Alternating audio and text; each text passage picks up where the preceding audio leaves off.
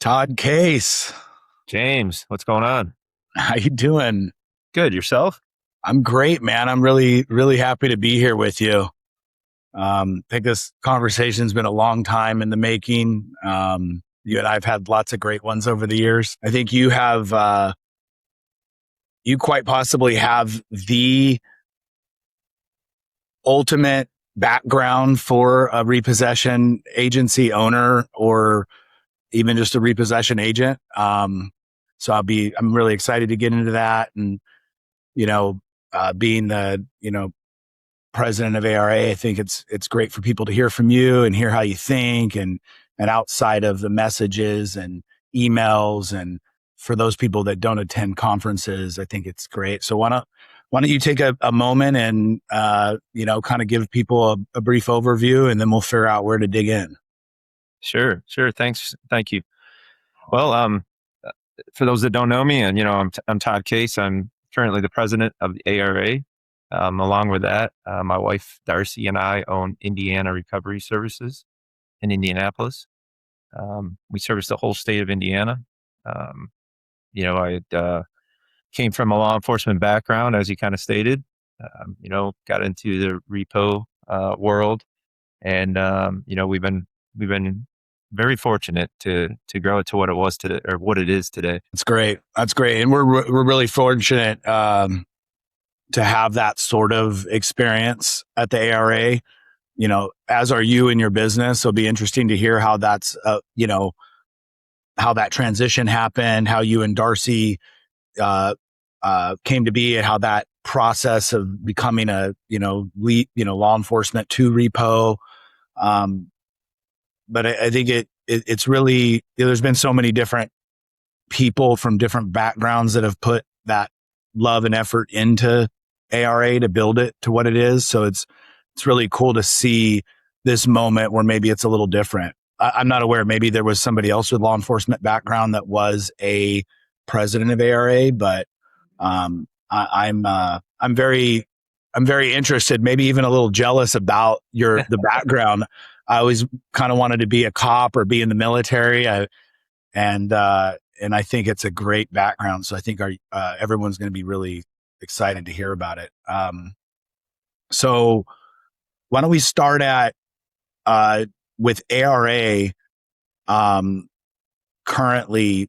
Why don't we just give just a brief overview of what that means to be president today before we go a little further, and what kind of things does the president do, and what are you involved in, and how do you lead the organization briefly, and then we'll reverse backwards.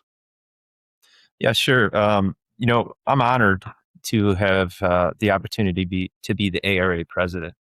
I had no idea that I ever would be the president. It was kind of a thing that was spur of the moment for me. Vaughn came to me at the last convention and personally asked if I would be the president.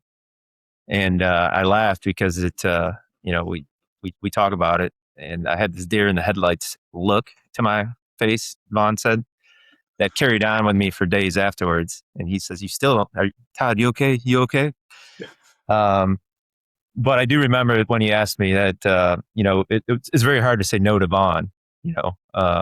Generally when he asks you to do something, you're like, yes, sir, no problem. I'll take care of it. But, I was honored. I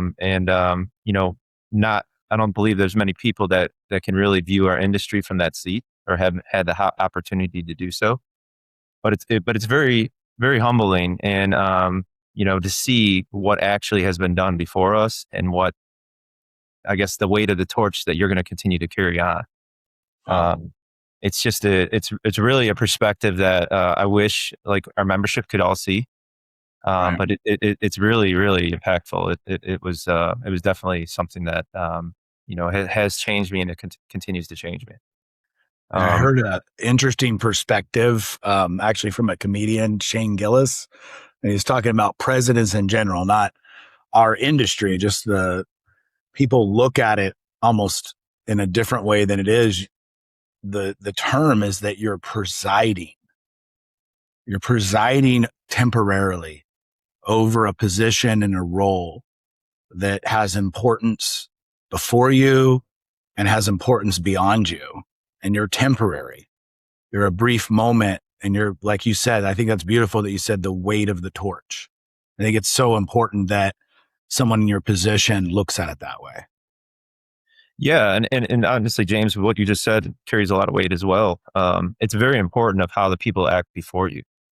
Obviously, if just we'll talk about our United States, for instance. There's been some presidents that led really well, and there's been some presidents that didn't do as well. And obviously, ones that don't do as well leave a lot for the next president to pick up, clean up, get figured out, and so forth. So, we're very fortunate at the ARA that, over the years, we've been able to grow it to the position it's in, with the leadership that's come before us. I say it all the time. I mean, Vaughn did a terrific job. He basically paved the road for me. And I feel at this point, I just got to keep the momentum going and make sure that we continue to follow that road. So as much as I want to make new roads, at this point, we're just pushing forward. We're making sure that we continue that path forward. Yeah. So I actually didn't know originally, like as we became friends over the years, obviously you could see from 150 feet away that you were a cop. You were either a fighter pilot or a cop from 100 feet away. You're like physically fit, you're, tall, good looking guy, you're dialed in, you just can see it. Right. And so I thought it was so cool when you almost had to kind of correct me a little bit that, no, I came from a towing family. So why don't we go all the way back to those years growing up and being a kid where your family owned a tow company? Sure. Yeah, I grew up in Western New York, a little town north of Buffalo. It was actually a city called Lockport, New York. They're known for the locks, for the Erie Canal, if you're familiar with that. But there's, I don't even really know. I think there's 60 or 70 or maybe more locks along the Erie Canal. But we grew up in the city, probably about 30,000 people population. The city was known for a giant GM plant. General Motors had their air conditioning and plant there that basically handled radiators and air conditioning systems for vehicles. So if you have an old GM vehicle, I know, James, you had that old Camaro or a Firebird. But if you look at the AC condenser or compressor in the vehicle, it probably says, division of Harrison Radiator Division. And that was in Western New York where we were. It was a giant factory. But we grew up just down the road from that. My dad actually worked there when he was younger. It wasn't for him. Factory work wasn't for him. So we started a collision shop in the 70s and ended up, doing collision work and painting and stuff like that. And he named it number one collision. So in the phone book, he could, the asterisk sign came before the A's. So he, but back in the day, the phone books were, real big, and everybody went to the phone book to find out who to call. Yeah. So he named it that, and he started a collision company. But growing up, basically, I got involved early. As soon as I could, go to work with him or hold his hand, or I'd always go in the truck with him, or go to work with him, and just do simple things like cleaning up. I remember he used to tell me that he sold cars. He had like a little used car area where he might have like 5 or 6 cars, and he sold them, but they had to be clean, right? So as a kid, as I was growing up, I was like, well, I have an opportunity to move these cars, to like drive them from the spot they're in to where the wash bay was. So he might have like 5, 6, 7 vehicles, but I would continuously wash them because I got to drive them. So it was one of those things. He used to always say, I have the cleanest cars for sale anywhere around, because I would continuously wash them, as I was little. But so yeah, I grew up around that, and went there all the time. Weekends when I wasn't in school, if I had my homework done right after school, I'd ride my bike there. It was about 1.5 miles from our house, so obviously I could ride there. But it was an experience, man. I mean, I was always by his side. I learned to paint when I was 10 years old. I was painting matchbox cars and little model cars that I had, sanding them down, changing the colors. And then, as I got older, I got more involved in it. I think at 16 years old, I became a licensed collision tech. In New York State, you had to be licensed. So I learned how to use a frame machine, and we actually cut cars in half. And, if they were hit so hard, you cut them in half and find a good half that was maybe hit in the back, and you put the two together. And I did several projects like that, working with him. But collision work was, I didn't really care about the motor stuff. I wanted to do more like the body work and stuff. So that's what I put my time into. But at a point, when I was probably 16 or 15 or 16 years old, he got into towing, and he realized that, hey, if I go to these accident scenes, I can bring in wrecked vehicles to the collision shop. So he got into that. He got into AAA because he realized there was a market there as well that we were missing. Somebody would get into an accident and say, I have AAA. Can you call me a truck that covers AAA? And we weren't that at the time, so we got into that as well. And we became extremely busy, and that's where I learned how to drive tow trucks. We did service calls, a lot of accidents, roadside recovery stuff. I learned to, even build the trucks. My dad was, he was an innovator. His father before him was as well. He would build things versus buy things. So if he had he needed a tool or something, he couldn't find it, he would make the tool, and so he built a lot of his trucks. He would take trucks that were something else and switch bodies onto them, or make adjustments to them to fit the needs of the company. So I learned to do that at a young age as well. But getting in the towing company was different. Learning that life, and learning that 24/7. I was young at the time, 16, 17 years old, and my father would be waking me up on the weekend. Hey, I got a police tow it's 2 a.m, and it's like, man, I just went to bed. And at that age, your responsibility level is a little bit different. You just, like, I want to sleep. But Yeah.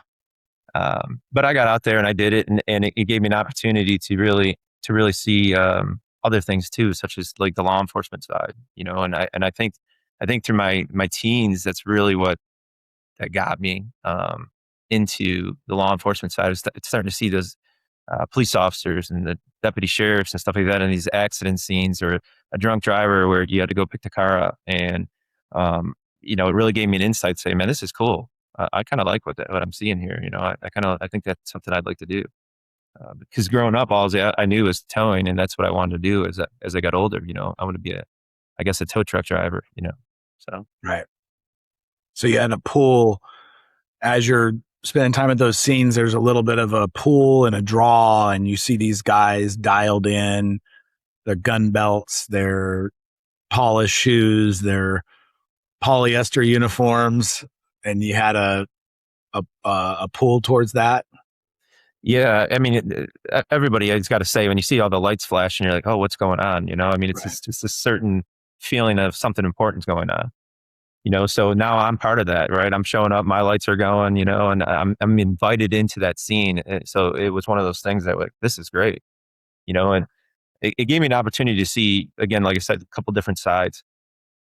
So I got to see the officers and see how they work, and I really started learning how things were done.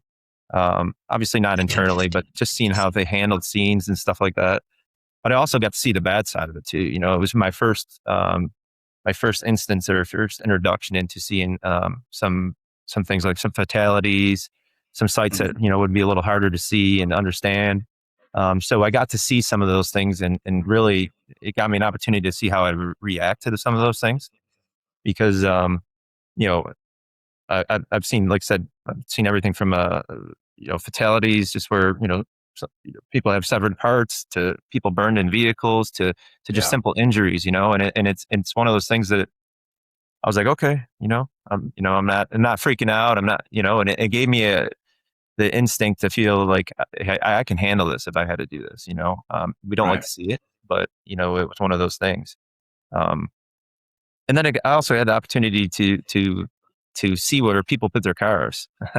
And what I say with that is, I've pulled cars out of houses, I pulled cars out of canals, I pulled cars out of swimming pools. So it's kind of like, how did this get here type of thing, and you just get to see that different side of life, like where we're going to work every day and we're coming home and you're grilling on the grill, somebody else is putting their car in a canal, or Yeah. getting pulled over for drunk driving and so forth. So it was just a good round way to see, something else. Was it a instant feeling or something that grew over time for you? How would explain that thought process of you're in the towing business, you're working for your father, you have this kind of path set. What's the pool? What was the pool like between father and son and the towing business and law enforcement? How I got to imagine maybe there was a thought of working for your father and taking over the business, or maybe a push and pull between that and going off to law enforcement. Yeah, there really was. I think as I was younger, I was the only boy. I grew up with two sisters. So, I think my father really felt that I would continue the family business on it. And I had all aspirations of doing that until I got into college. When I got into college, I went to locally to a community college because they had a great law enforcement program. So I already kind of said, well, I'm going to go in there to law enforcement program, not knowing what I would know, see, learn from that. But I knew I had an interest in it. It got me that to at least say, hey, I'm going to school for law enforcement, because I didn't really know if I was going to go to college. I knew I wanted to because it was probably better to have a college degree than not. But I liked what I was doing. I liked working at his business. I got pretty much glorified. Like, I went out in the tow truck. If it wasn't an accident, it would be on like a long tow somewhere, because I liked them. It was just relaxing, tow a vehicle to Buffalo, which was, an hour or two away, and then come back. Or I would only do accidents, so it's kind of glorified. I could pick and choose what I did, but I had this just unknown feeling like, hey, what is law enforcement really? And it wasn't until I got into college where I got into an internship program with the local sheriff's department that we worked with. I knew a lot of the deputies already from running calls with them. And, I used to go every Saturday. So, 4 times a month you would go and you'd ride with them for an 8-hour shift. And mine was a Saturday night shift from 4 to midnight. And once I started that, my mind was made up. I was like, this is what I want to do. It was easy from there. But that conversation with my father, I thought was going to be a little more challenging, and he was really supportive. He just said, I don't want you here if you don't want to be here. I want you to follow your dreams and do and just understand that if things don't work out, you can always come back here. Right. So That's great. That's good. So you pursued the degree, and then how did the entrance to law enforcement go? How did the transition? And why don't we talk a little bit about that? yeah, so I got the degree, and in the area I was in, there was 2 ways to get into law enforcement. It was either you're immediately hired and put into the academy, or you can be sponsored and put into the academy. And sponsored means basically a law enforcement agency is supporting you, but financially they're not supporting you. So you're wearing their uniform, you're wearing, you're underneath their guidelines, but you're paying for yourself. And I initially went through it that way, but you have to be sponsored, and to get sponsored, the chief of police would have to sign off on it. So we had a family friend that was a state police officer, and I talked to him about it, and he said that, hey, I know there's a village police department. They have no money, it's like a 2-man department, but they want to get involved and do things like this. I can talk to him and make an introduction. I said, cool. And at the time, I was turning 21 in June of 1998, and the academy was starting in August of 1998. So in New York, you can't become a police officer until you're 21. So with that being said, I had 2 months. Like, I had to be 21 before I could even apply. Then I had 2 months to figure it out and get in. Probably a little less time than that by the time you get enrolled and everything. But so I had to work fast. So I couldn't put applications in because I wasn't 21 as of the time. So even when I started putting applications in, it was too late for them to be effective. Nobody would have, got me in that quick. So I kind of needed a favor. And he made an introduction to the local police chief, and the chief said, man, I don't know if I can give you any hours after you graduate or anything like that, but we'd be willing to do this. So they gave me a uniform and a gun belt and some other stuff. And I had to go out and buy all the ammunition for training. I had to buy all the books that were required. Anything else I had to buy. So I was fine with that. I said, okay. And, but that's how I got into the academy. And the academy was 16 weeks long, went from August to middle of December. I remember I graduated on December 22nd, 1998 from the academy. And, when I graduated, that agency says, you know what, we're going to give you some hours. And I remember being so happy. And it turned out that they gave me like 1 7-hour, 8-hour shift a month. That was their plan of giving me hours. So, and then the wage, get this, in 1998, the starting wage for that job was $7.50. Wow. So, Wow. and I'd come from making almost $13 an hour working for my father. 1998, I was in high school, probably working at McDonald's, making a similar wage. Yep. Now, different state, those sort of things. But yeah, I think that most people don't realize that, there's duality there. There's areas where law enforcement is an extremely good career path with good wages and great pay and benefits. And then there's areas of the country that it's not, and spots in little townships and places where it's completely the opposite.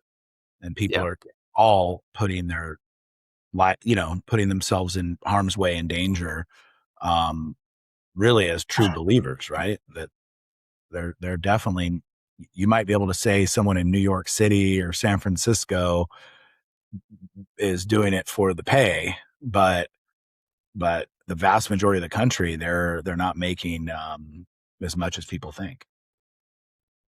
You're very correct. So yeah, I worked, I obviously I couldn't survive on 7 or 8 hours a month. And it was like 2 weeks later, another town picked me up, which was right bordered Niagara Falls. And then another village said, hey, we got an opening too for 2 shifts a month. So I was like, so basically what I did is I pieced everything together. The town by Niagara Falls was really busy. So it was a town because their normal population is only 10 or 12,000. But they had an outlet mall there. It had plenty of business there. It was on the edge of a reservation. In New York State, we lived in a county which had an Indian reservation. And it was right on the edge of Niagara Falls, which was one of the largest cities in the area that we were in.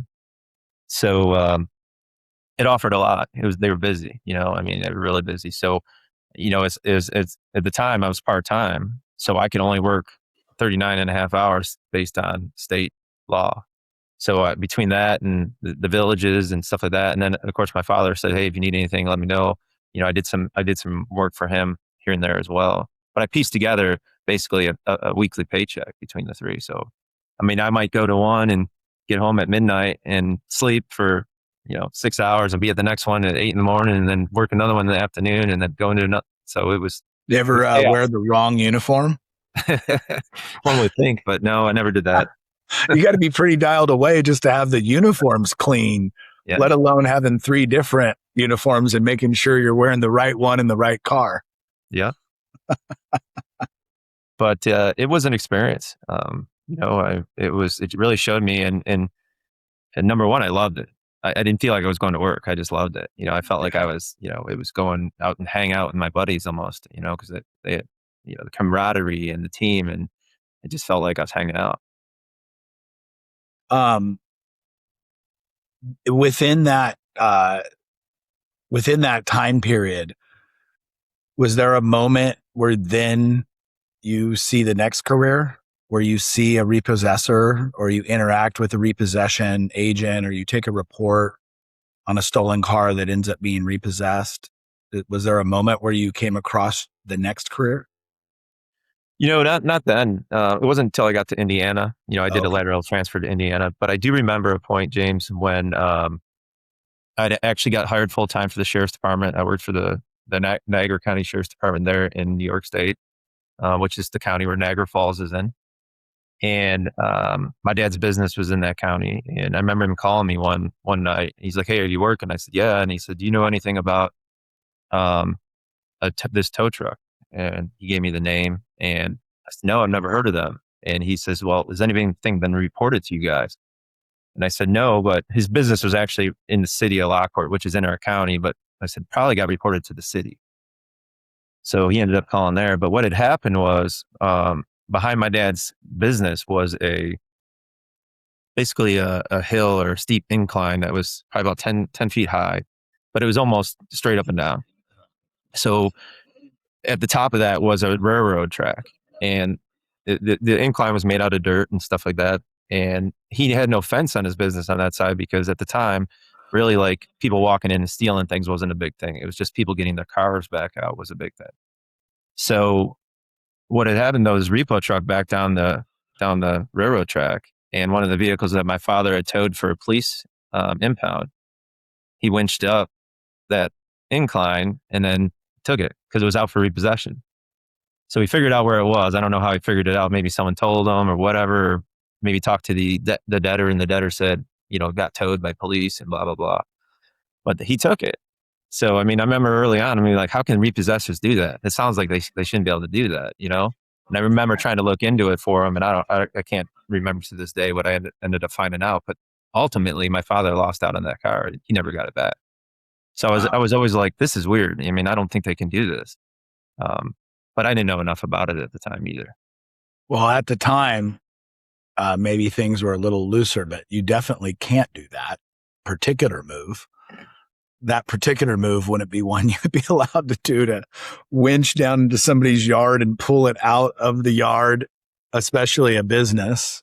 There's, a process for getting them out of a tow yard, and sure, certainly different if they left it out front parked in the street and you didn't know better. But yeah, it's interesting. I had a moment where I saw a repossession as a kid, and didn't really think anything of it. And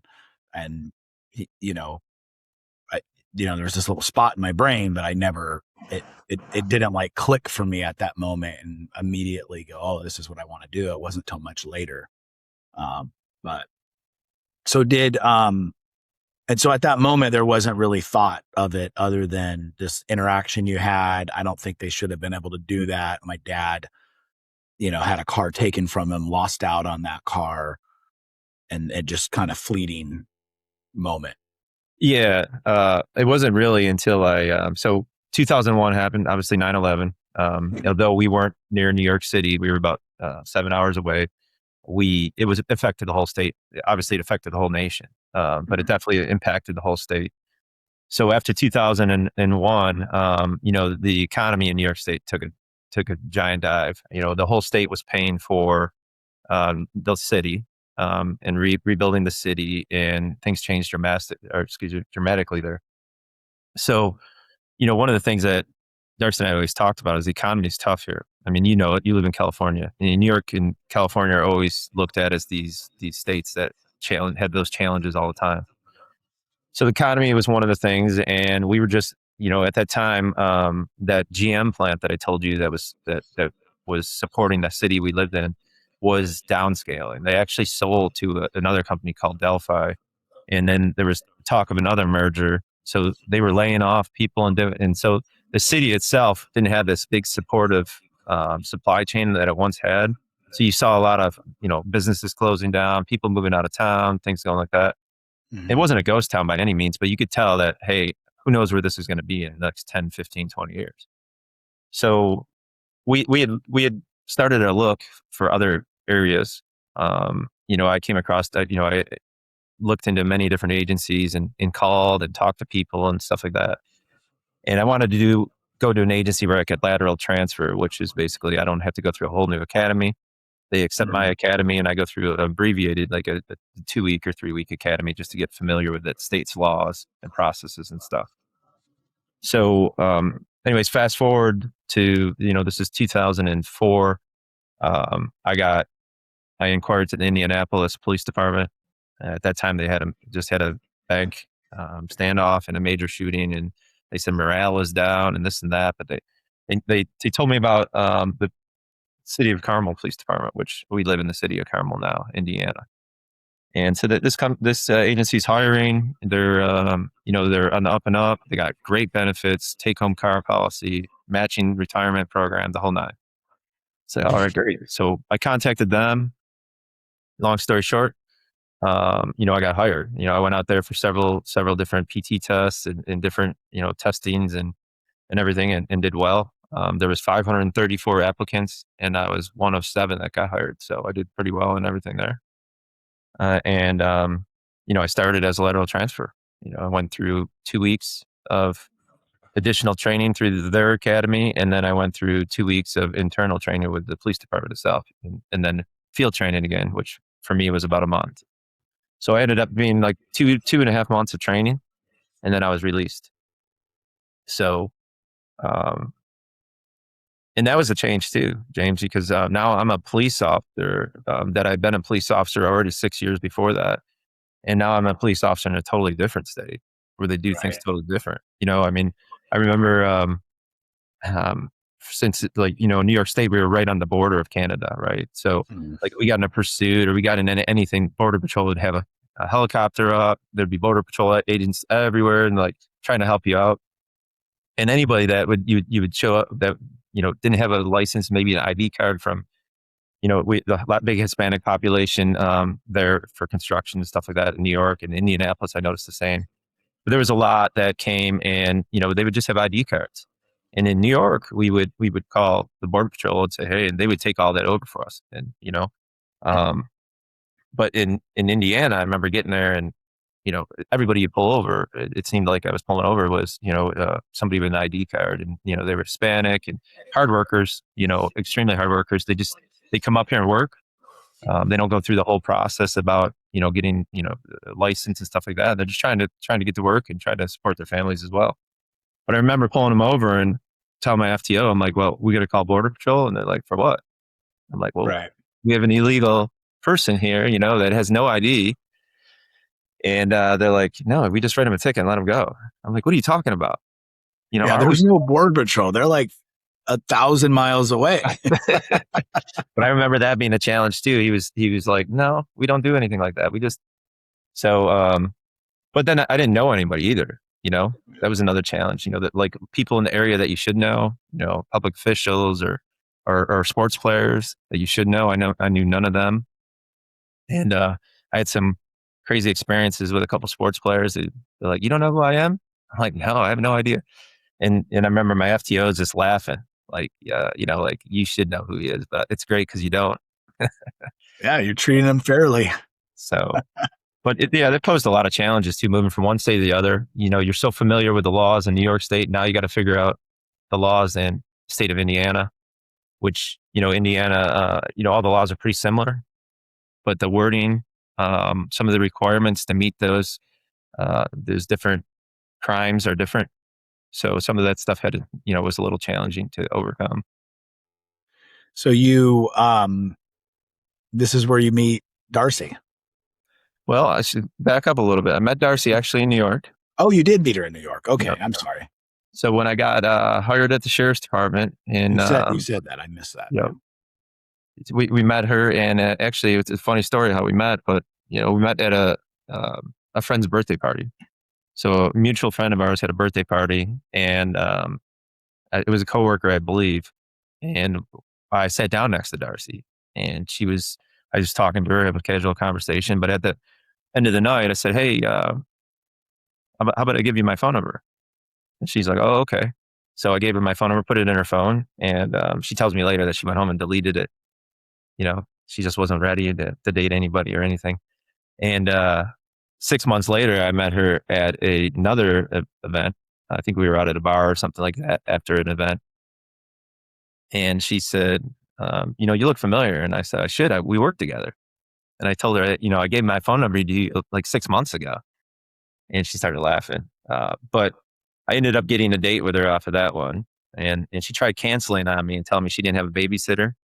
And I was persistent and said, well, we just do something like watch a movie at one of our houses and so I ended up going to her house and we watched a movie.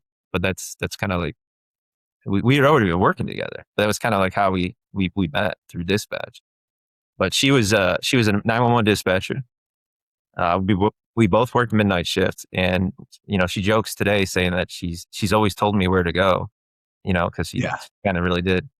But but when we moved to Indiana, she initially didn't have a job. She actually stayed back. I moved in October of 2004 because that's when the PD started me, and she didn't come till January of 2005, so a couple months later, because of selling the house, getting things situated back at home. And then she came out. But, that was another challenging time too, where every weekend I had off, had every other weekend off because we worked 12-hour shifts. So we had every other weekend off. I would drive back to New York, which was an 8-hour drive from Indiana. And I'd drive back I'd get out of work at 5 a.m. on Friday morning. I'd sleep for a couple hours and get in the car and drive back, and then spend Friday, Saturday, and Sunday with her. And then I'd have to be back at work on Monday, So I'd drive back 8 hours sometime on Sunday to make sure that I was back for work. But Did she go back into dispatch at that time, or was that the transition? no, she did. Actually, she started into, she did some life insurance stuff. She couldn't get into dispatch right away. Started doing some life insurance things. She hated it. She was a stay-at-home mom for a while. Ethan, our middle child, our son, was newborn at the time. He was born in June, so he was 6 months old at the time. So she was stayed at home with him, and then she tried to do some insurance. But I think it's within about 2 years, year and a half maybe, she got into the dispatch center for the city of Carmel. So we started working together again. But that time we weren't together was awful. Like, I'd come home from work, and she was excited to see me because she had done nothing all day but take care of the kid, and had all that responsibility, and she just wanted a break, and she wanted to give Ethan to me and have me hold Ethan and do all. And I'm like, I just got home from work. You know what I'm saying? Yeah. And she wanted to talk because she was cooped up by herself, and I didn't want to talk because that's all I've been doing all day is talking. You know what I'm saying? So Yeah. it went from us coming home from midnight shift together, and that was the end of our night in New York. We'd sit in the hot tub together and crack a beer at 8 a.m, and talk about our whole night, to now I'm coming home and she's already home and I don't want to talk about it. She wants to hear about it. And, it was challenging there because we kind of lost a little bit of connection that we had. Yeah. There's a rhythm that you had prior, and Yeah. then all that disruption and moving and transitioning and new jobs and new schedules. So everything got resituated again at some point. She's dispatcher again. You're full-time police officer there. And how many years did you guys do that before you found the opportunity for the repo company? It was 2000. I don't know. It was 2009 or 10 that we found this opportunity. But we worked from basically, I met her in 99. We worked from basically 99 in some capacity all the way up to, that 2010. And then, we can get into it in a little bit, but we also worked in limited capacity together before we got into the repo company. So, Yeah. but she became a dispatcher for the city. She actually ended up being a supervisor in the dispatch center. So she got promoted to supervisor. But it was good. It was really good. It was really what we needed again. And we strategically worked separate shifts. I worked, the city only had 2 shifts. It was day shift and night. So it was 5 a.m. to 5 p.m. or else 5 p.m. to 5 a.m. So I usually worked the night shift. She wanted to be on days. So I worked 5 p.m. to 5 a.m. and she worked the opposite shift. So we had childcare. We couldn't afford childcare at the time. We could probably, but it was just one of those things you did. So I had our oldest at the time, we would have been like 6 or 7 at that time. He he would go to school. The bus would come pick him up. But my Ethan, who was new, I would stay home with him.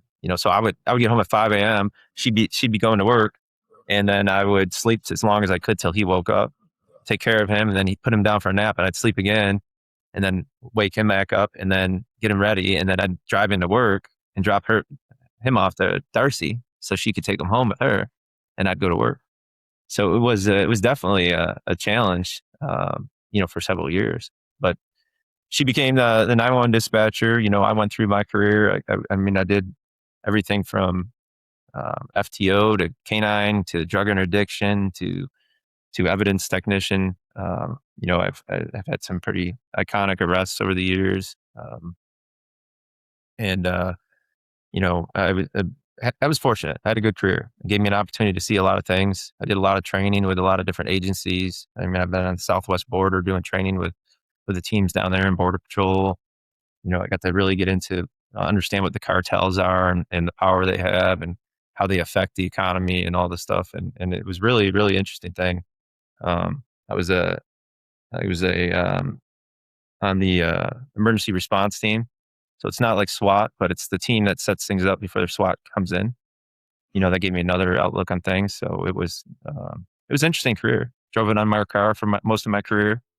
You know, You you have a heroic moment in your career as well that where you saved a woman's life.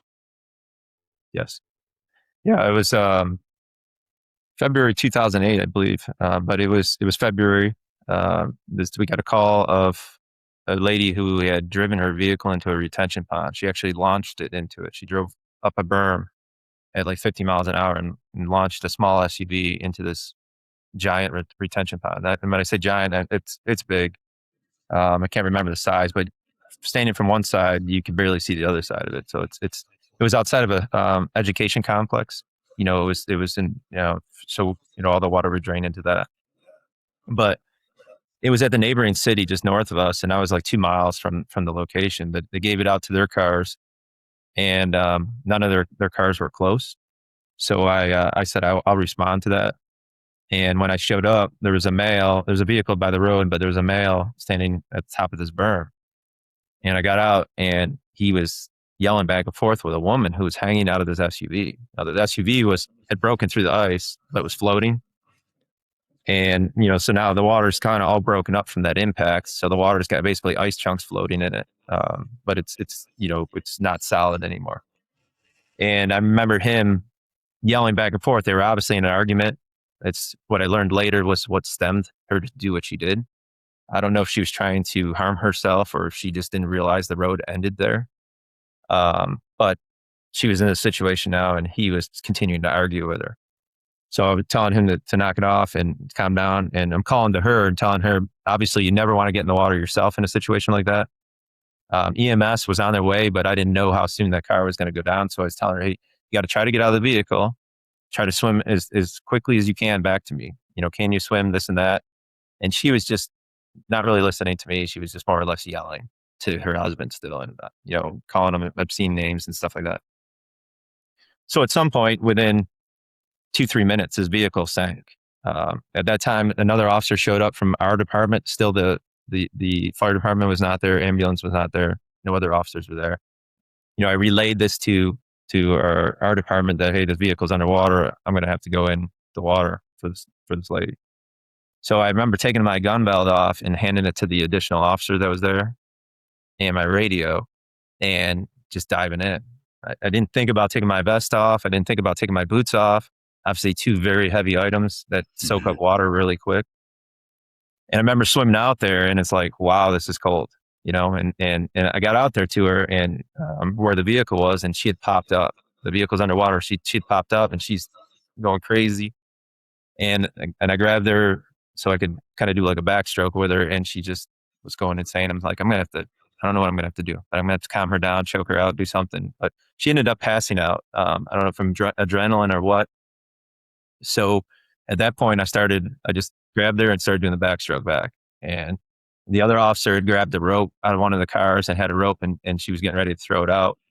And I remember telling myself during that time, like I feel my body tightening up and just keep telling myself, I'm going to make it back. I'm going to make it back. I'm going to make it back. I'm going to make it back. And it's just, it was a crazy experience. I mean, I could remember that part of it clear as day.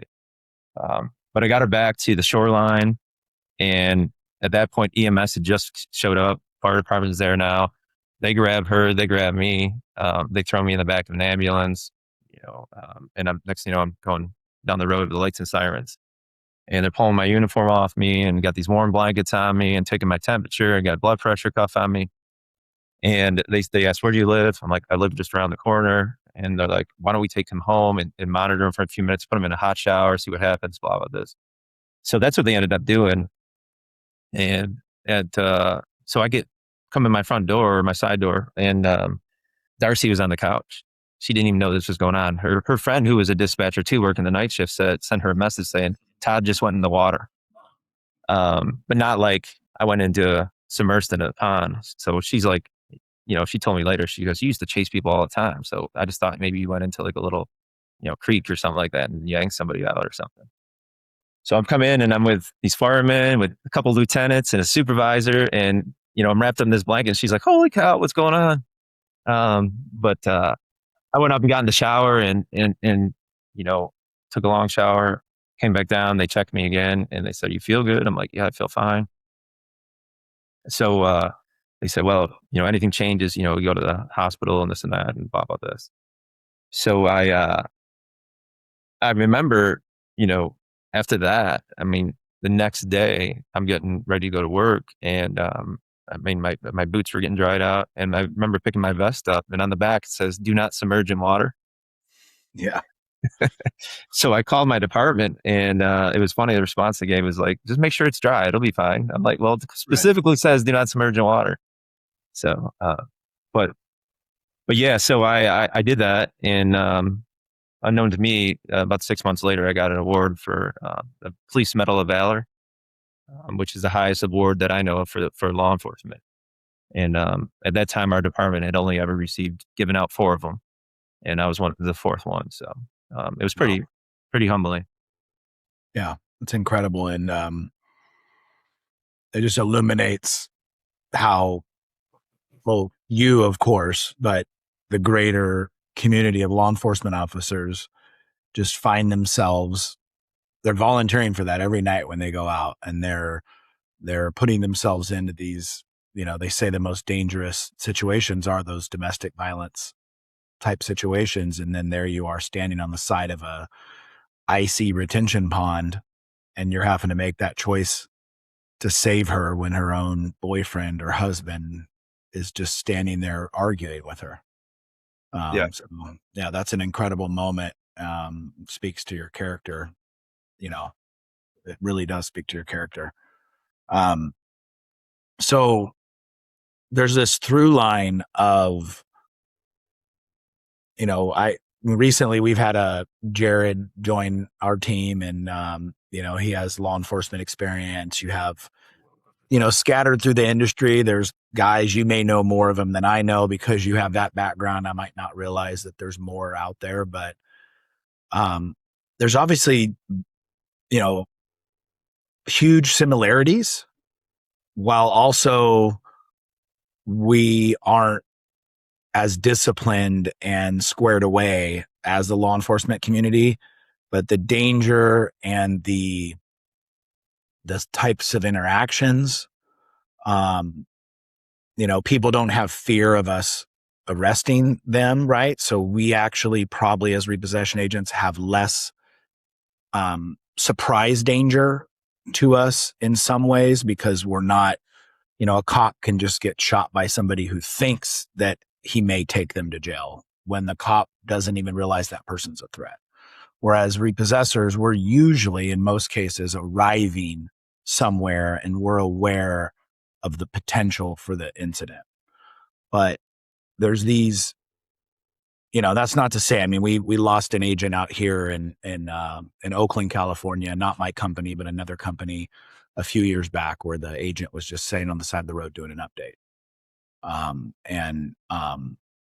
There's a lot of murkiness. Nobody knows. There was no cameras. There was no body cameras, no vehicle cameras. But I'd like to believe that there's these similarities in the personalities. There's similarities in the types of men and women who choose to do this.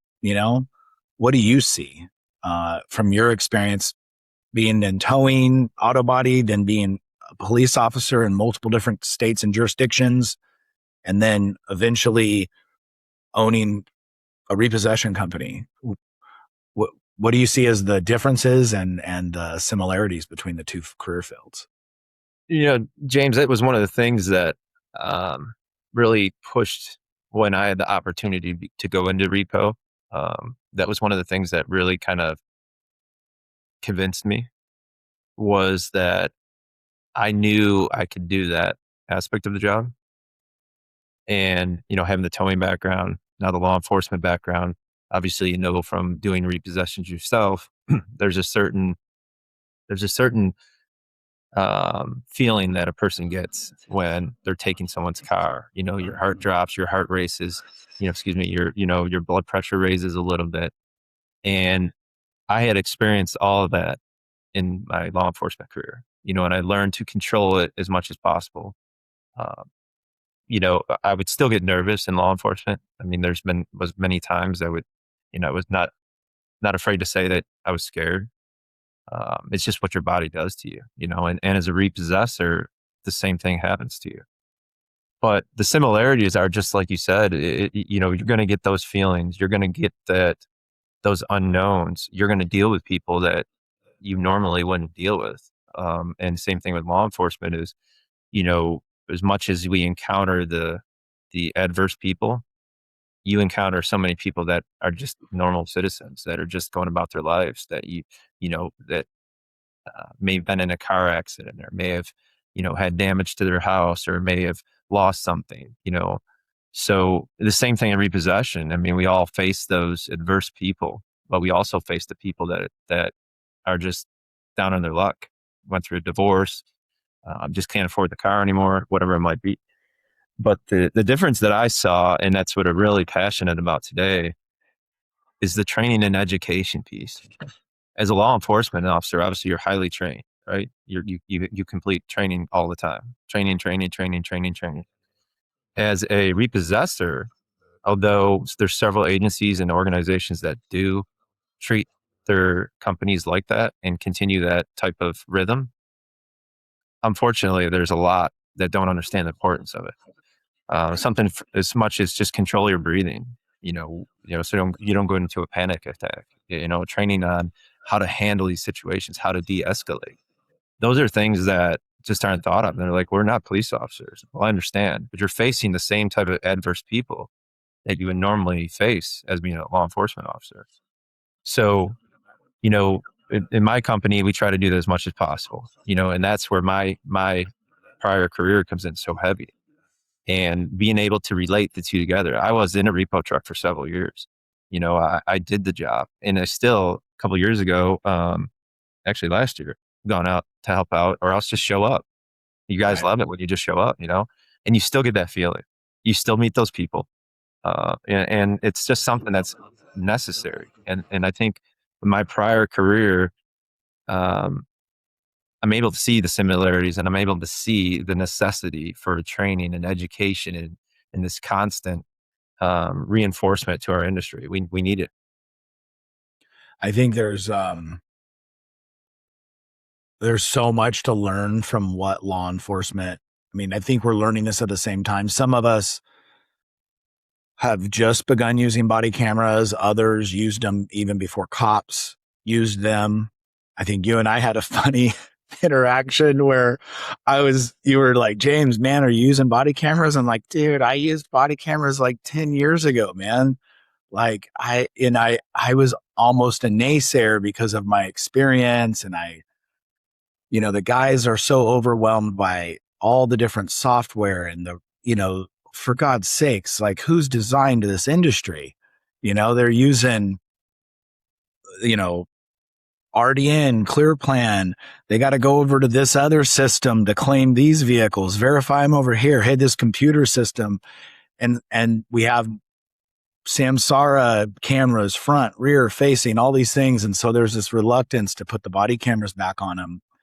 And I think much like law enforcement, it was the best thing that ever happened to us. And I think there's so many other examples of that. Is if we do model ourselves, not as we're wanting to be like cops, but that we're learning the relationship. We're learning that I believe a lot of us are, many of us, hopefully more and more of us daily are learning that professionalism is a choice. And it's not a sign or it's not a uniform you put on. It's not something that you just put on. You actually have to be a true believer in it. That professionalism in, yes, ma'am, when you're dealing with somebody, when you're treating somebody, when you show somebody respect, when they're showing you disrespect, when you're making sure your body camera is charged so that if something ever happened to you, people know how and why it happened. Or if someone tried to assault you, you have evidence to why you were lawfully allowed to defend yourself. God forbid you had to. And, these things have to come in layers. You can't do them all at one time. But I think that, the term of compliance that we've all been using the last few years has been, say like the last 10 years has been kind of a slow arc. And, at first it was just, here's a policy and people sign the policy and maybe you talk about it one time a year. And I think you're absolutely right that it has to get to this point where we're teaching not just a policy, not just a one-time class, not just a education module, these are all the foundations, but that we're actually getting down into those parts of the job that you had from law enforcement and others have had in the military, where you're learning those techniques on how to build, how to understand the scene, how to understand who's like, this person is a potential problem, but this woman right here is my anchor. This woman can protect me. And I kind of grew up in a bad area. So I kind of naturally had that. And I very early on figured out who is my friend here on this scene. And I would lean over to a woman and go, hey, my safety's in your hands. You got to help me calm everybody down. Yeah. And to be honest, it was usually the other way around. It was a guy needing to calm down a woman who was riling everybody up, as many law enforcement officers know too. But respect and communication and trying to just lead with a type of character, I think keeps you safe and helps with that. So not every cop you ever met would make a good agent, I would imagine. And not every agent you've ever hired would make a good cop.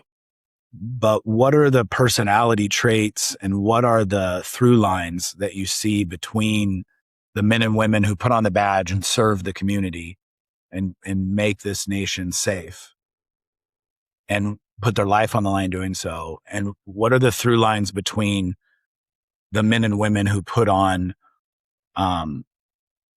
hopefully put on a vest and go to work as a repossessor and put their safety on the line to keep the economy healthy? Yeah, you're correct. Not every cop would be a good agent. Not every cop's a good cop. I've dealt with a lot of different personalities, and when we transitioned into our repo company, it was very small at the time. The guy was, it was a small company.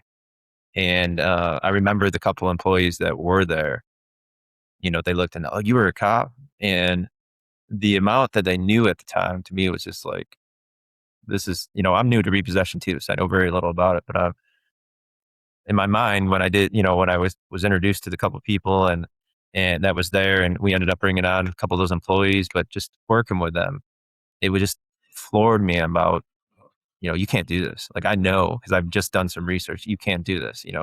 This is not something you should be doing. And it's like just the normal way. But they were good repossessors. And I say that loosely, right? Because you really shouldn't be a good repossessor if you don't follow the rules. But they could pick cars up, I guess is the way to say it. They were really good at picking cars up. They knew how to find vehicles. They knew how to find people. They knew how to find cars. And I think, James, right there is the challenge of where our industry allows the lines to be blurred, is the fact that they will find somebody that unfortunately can't follow any of the rules, but can find a lot of cars. And I think, I think sometimes I use the line, and I've heard it too from from the insurance side as well, but you can't trump safety or compliance for productivity. And a lot of times we find ourselves in this position where we have this guy that just has this knack. He's able to do, find vehicles, pick vehicles up. He pulls more vehicles than anybody else, but he just has a trouble following the rules. And that's what lands us in issues. Same thing in law enforcement, though. I've had plenty of officers I've worked with that, they would get into a fight every night. I just didn't know how to talk to people. I was law enforcement for 16 years, and I think I can count 5 or 6 full out fights that I've been in 16 years. So it's one of those things where you just have to find that medium. The thing I like with law enforcement, they're extremely, they're extremely streamlined. They're able to follow the rules. They understand that there's a structure, a lot of structure. Although some of them don't know how to really talk to people, and that's where most law enforcement officers get themselves in trouble. They are structured. They have this chain of command ability where they can follow a chain of command. And in the repossession industry, that was one of the things when we took over. We took our company over bought it from someone and built it to what it is today. But that was one of the things that Darcy and I talked so heavily on, was we need to have structure. We need to have rules and regulations. We need to have policy and procedure, because we were both accustomed to that. Right. I remember sitting down for a week at the police department, just looking at policies and procedures, and one of the things today that just mind boggles me, but it's understandable because they've never been taught differently, is how do you expect me to know all of this? Today our policy and procedure manual, I think, is 170 pages for our company. But one of the things is, how do you expect me to know all of this? Well, you have to. You should know what affects your daily job. Do you need to know technically how to request time off? Can you look that up? Yes, you can look that up. That's not something you're going to have to know out in the street. But, there are things in here that you have to know, that you're going to have to be able to rely on at the spur of a moment, and make sure you do the right thing. So that was one of the biggest challenges, I think, to get back to your point. There's many similarities and many things that both face and do. The repossession side is not accustomed to that for the most part. The people that we see, the people that we interact with, aren't accustomed to learning to that level and being able to be held accountable for that amount of retention. They're coming out of a tow truck, or they're coming from a small repo company where all they did was pull cars all night long, and they didn't have to deal with this. So it causes a lot of challenges. It's a very dynamic. It's a very dynamic role, and every job has risks and errors that can result in financial problems. You could talk to a customer wrong and lose a client relationship, but the risks are the moment to moment risk, and the moment to moment productivity is just not, it's not as drastically, it's not as easily judged, and as much of, it doesn't have as much on the line for someone in an office versus someone in a truck, right? They have to drive well. They have to be defensive in their driving. They're driving at least an 11,000 pound vehicle that, if it got into an accident, we all know it's 2 or 3 cars, not one, right? Mm-hmm. They're towing potentially another 7 or 8,000 pound vehicle. They're interacting with the public. They have to not just be aware of a customer. They have to be aware of the kid down the street who's going to try to protect the customer when the customer doesn't want to be protected, and the customer is a class act citizen and is going to deal with you fairly and honestly. But yet maybe that kid thinks he's the 21-year-old wannabe gangbanger or something, and he's going to protect his neighborhood. You're not allowed to be here. It could just be stepping out into the street when a car drives by, right? There's so many dangers at every level, and then all the different interacting state laws and bankruptcy, and it's a very dynamic job. And I've been really trying to push the concept of craftsmanship, and I think you're seeing a resurgence of people understanding that the trades in general, the blue collar work in this nation is to be is to be respected. You used to be able to just get things done easily and cheap. And no matter what it is, all of these blue collar trades, including our craft, um, are becoming harder and harder and harder to find good, competent, qualified individuals to do them. And I think with that is coming, even in those trades that don't have all the compliance and legalities and things like that. You're seeing this in law enforcement with the exodus of people from law enforcement who no longer feel valued for the sacrifice that they're putting on the line for their family, the missed birthdays, the missed vacations, the missed school events. And so there's this through line for me in blue collar craft that I think it's a positive. It's not all negative. And I think that's the change I'm seeing is I think on the economic level, you're seeing a change. In the free market, you're seeing a change more aggressively than you're seeing in our market. In our market, although there's great clients that have done things to increase the compensation that helps us to flow that compensation down and create a better job. I think these things have to go hand in hand, and the understanding of how much higher the stakes are, and how much better of a job we have to do versus the loose Wild West of the just 15 years ago, 20 years ago. I think those two things have to go hand in hand. And I hope that, it's almost as if now compliance for us is even pushed harder and at a higher level. And our training and our requirements are even beyond that of even some of the best clients in the country, because they have to hire 120 direct agents, or a forwarder has to hire 400 or 500 agents. Well, there's just not 400 or 500 people taking it that serious and providing that level of safety and training. Even if they want to, they have real economic challenges to do so. Yeah, you're exactly right. And I remember going back, starting up our company. I mean, how challenging it was to start the company, and then I can't imagine that today with all the compliance requirements required today. We took over ownership of this company in 2012, January 1, 2012.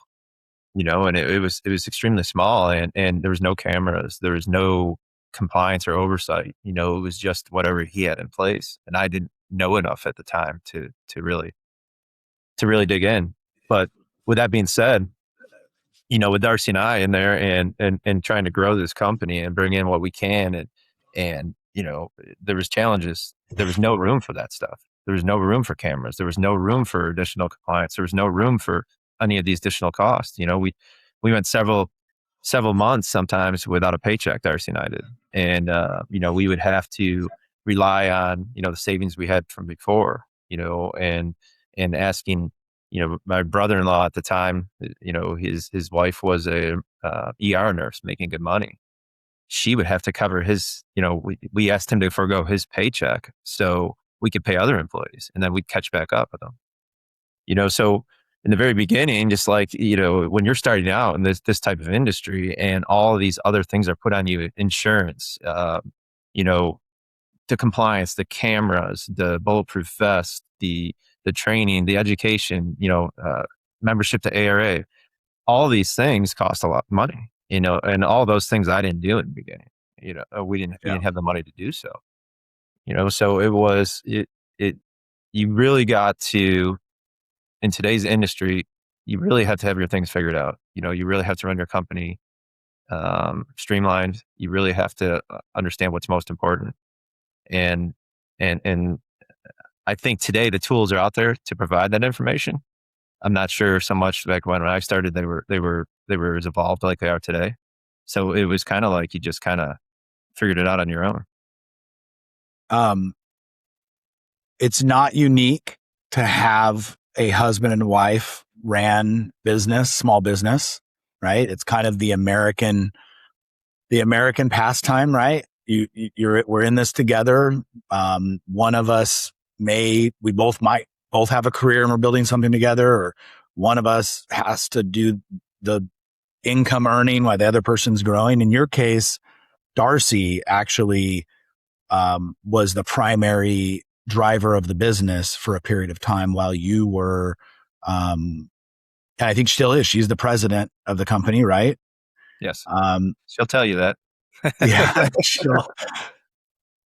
yeah, you have, and she'll, and then you were still working as a law enforcement officer. And where was that push and pull, and when did it finally click for you to be able to go full time to help Darcy build the company?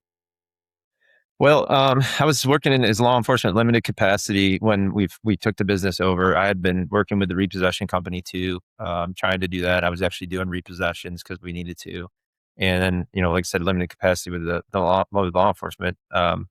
And it came to, I think it was 2-3 years in, and she struggles. I mean, Darcy, unfortunately, was was told that she's losing her job as a dispatcher. That's what pushed this venture. And she said that she was losing it because the dispatch center was consolidating with the local sheriff's department, not because she did anything wrong, but just because they were consolidating. She would have to reapply, potentially go back to midnight shift. She might not be a supervisor again, and she was just like, we got to find something that we can do. So we got into this, and she worked still at dispatch until the last day. So we had full insurance and stuff like that, which I think ran into, don't quote me on this, but maybe a year or so after we took the business over, still she worked at dispatch. So I then was doing the repo, and then obviously I was going out and doing law enforcement stuff when I could. And it was too much. Uh, in the beginning, I was, if I wasn't in working law enforcement that day, I would be going and doing, repoing at night, sleep until 10 in the morning, and then getting up and working on trucks and trying to do stuff in the office. At that time, Evan, he had actually got in with the old owner and was, started on the lot. Obviously, you guys, I think Evan pretty well. Yeah. Evan's, he's a smart kid. He can run the company today by himself if he needed to, while we're on vacation or doing whatever. But it was not too long that the old owner realized that, hey, Evan should be in the office. He should be talking to clients. He should be working on accounts. And so Evan would do that during the day, and then he'd go out with me at night and be like, back then we had paper, so he'd be going through a binder of paper accounts, and then on his phone and doing whatever he could to try to figure out who this person was or what was the best address. And so he helped me out for a long time too. But it was a couple years. I think 2013 or maybe early 14, Darcy came to me and said, "Hey, Todd, I can't do this by myself. I mean, we're dying here. You either have to figure out if law enforcement's your way or repo is your way." And to this day, I feel like, and I'm not measuring this to any type of true PTSD from somebody that was in the military or in law enforcement that suffered something, but I feel like I had PTSD to the fact that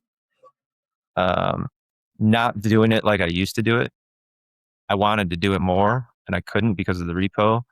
And I lost that camaraderie. I lost that um, public official feeling, that the feeling of importance.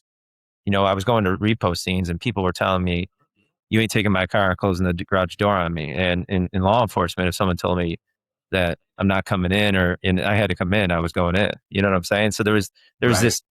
this power loss that you and it's a head trick. I get it, but this power loss that I lost. I'm no longer, so to speak, powerful. I'm no longer able to do the things I used to do. Instead of telling people how the night's going to go, I had to go and figure out a way to make it productive. regardless of what was being done. But she basically told me, I mean, I'll be honest with you, she told me either shit or get off the pot, so to speak. I need you here, and either you're going to be involved in it or you're not, but you have to figure it out. And it was a tough time for us. I mean, we struggled. Took a modification on our home. We thought we were going to lose our home at one point. Just trying to do everything, thinking that, and then this leap of faith that we thought was going to be so great was not that great at the time. Her and I were kind of arguing because I wanted to do one thing. She needed the help. But I think it was then in 2014 that we just committed to each other, committed to the company, and said, "Listen, we're gonna do this together, and we're gonna do it right." And I resigned from law enforcement altogether. I got a 16 years. Someday I can collect some of that retirement that I accrued, so that's good. But we put a full 100% into the company at that time, and the company started taking off. It was exactly what was needed, and we started structuring it. We started building it, putting in the extra time and effort into the company. I was able to help us achieve greater goals, be more focused, so we could hire more people. Give her the time because I took those tasks off her to do what she really needed to do, and we built a company. I mean, we made it into. It's almost something we never expected. Yeah, you guys, what was it? Was it 4 trucks originally? What was the total trucks originally? Now it's 47 assets. Yeah. So we have 20, or we originally had two trucks and 2 4 trucks, employees. 47. 4 employees. Yeah, and now we have 47 vehicles. So we have a transport division now that we created in, I think it was 2017. We started it. Pretty large transport division. We have 4 cars. We have 8-car semi haulers. We have several 2 cars dedicated to that. We have obviously camera cars, and then we have a couple service trucks, and we also have recovery trucks. So between all of them, we have 47. We have 4 locations now, and I think we have 75 employees. Wow. So. Excellent. Congratulations. What advice can you give to both of us have had companies at that size, and both of us have grown. Maybe there's some advice we can give to those people out there that are at that point in their career where they are managing maybe a new business, or maybe it's a long-standing business that is a few employees and is kind of just trying to figure out what to do. Oh, one thing I think I would say is not grow too fast. Something we did was we grew too fast. We grew before we had processes in place to accommodate the growth.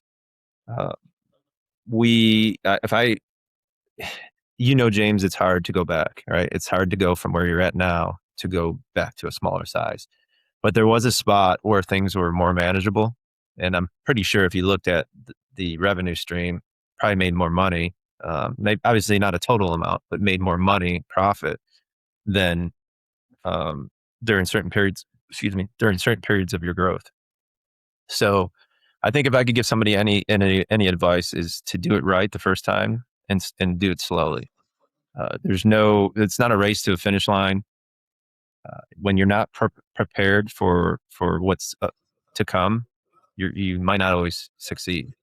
That's one of the things that I learned from law enforcement, which obviously I didn't take with me in the beginning because we grew too fast, but they train for every situation. They have a process in place for every situation. So I would say if there's one single thing, is grow at the pace that you can manage. Make sure that you have your processes in place. Make sure you have training in place. Make sure you have accountability, oversight in place for those things. Because when you grow too quickly, you start to encounter things that you never would have thought you would encounter, and you have no idea how to fix them or how to operate with that situation. So I would say that that's spot on, because bad processes extending to condition reports and photos and reporting and missed deadlines and invoices not being submitted, or parts of invoices being submitted incorrectly. a lot of this chaos becomes reputational, right? And then, you know, you got to be careful about when you take an opportunity and make sure that you're ready for it so that that opportunity is not now lost based on your capability. So, um, I would say that obviously production and quality of production and the agents and the training, but maybe even more so and equally as important, and they have to be built simultaneously as all of those back end processes. It is a Burger King have it your way business. And we have to accommodate all sorts of different standards, and all sorts of different systems. Some of that has been improved over the last few years dramatically, um, by many clients moving to RDN. Um, and obviously, there's other great systems out there, but fragmentation is a huge problem for repossessors and banks alike, right? They might use RDN, but they don't work in RDN for the most part, right? So they're needing it to be received in a certain timing and a certain order, and it needs to transition to another system. And there's definitely times in our career where I could tell that we were being picked because we just did the processes really well. And then there was times where I knew we were being rewarded with work because our recovery rate and quality was, the quantity was being done really well. And you have to have both, but there's one that will just get you shut down, and that is the processes. And if those processes aren't done, you're not going to get paid. So a lot of the payment problems, not to take the responsibility off the clients to make these things as easy as possible, and the software companies to make these things as easy as possible.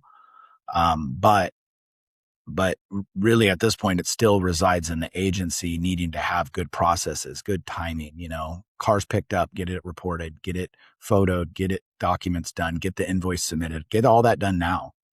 And make sure that you're staying on top of it. And then make sure that you look out for those poison pills within the company that can take you down, lose your insurance because of too many claims or accidents. Yeah, you're exactly right. And that's where I think my point with the processes is so important. And you reiterated that is as an industry, we're affected by everybody, right? So anybody that does repossessions, we're viewed as that's part of our industry because it is. They might not be in our group, so to speak, or, AFA, ARA, Eagle 20, or they might just be some random fly by night company. But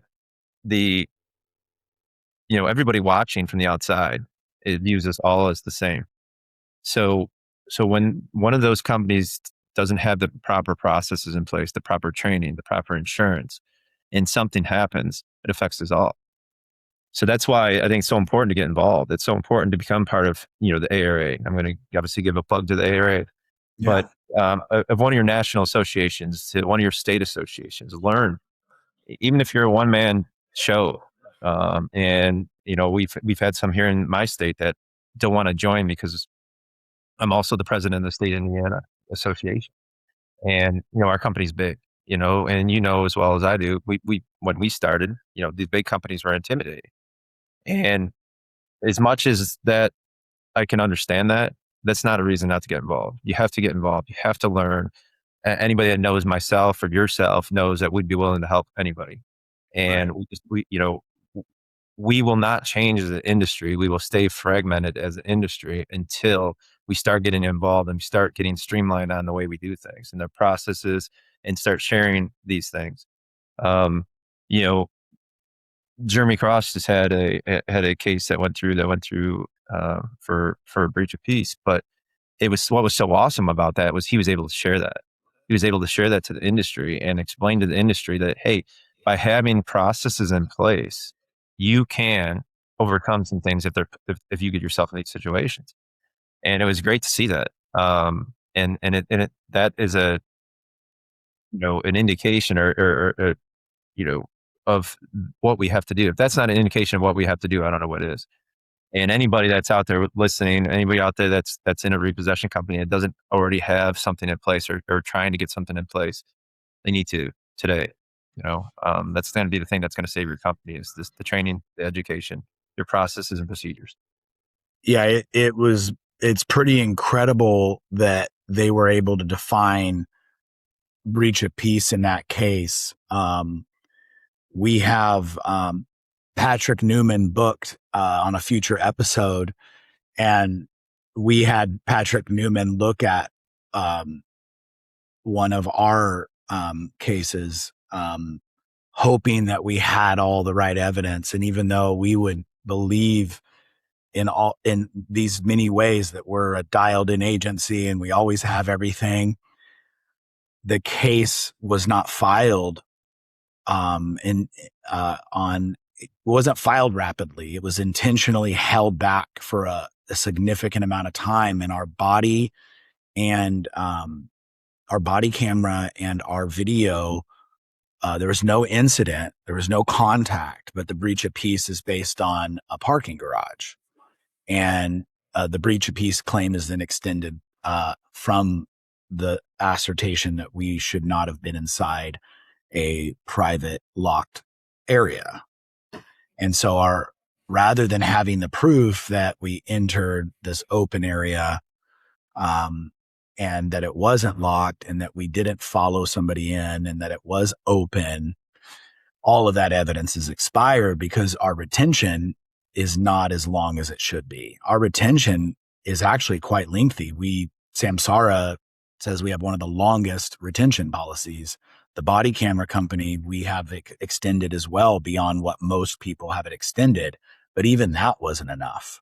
And so, unfortunately, we thought we were perfect. Hey, we're going to get Patrick Newman. He's going to defend this thing. He just defended Jeremy.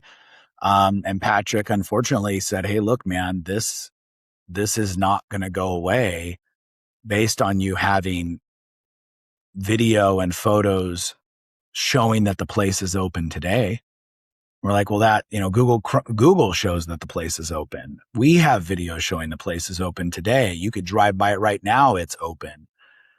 But there's the way that litigation works in the United States now is you're guilty, litigation specifically, not criminal law, but with litigation, you're guilty until proven innocent because you're going to spend $250,000 defending yourself or your insurances. So therefore they're going to settle because it's better for them to settle. And that's what drives those costs. So it's not totally within our control, but if we know going into that now that our video is expiring at a certain time and that we have this window between 1 year and 3 years where we can still be sued for 3 years and our imagery expires at 1 year, are we really doing everything we need to do if we're not now trying to figure out how to save every video forever and at least until the 3-year mark, right? If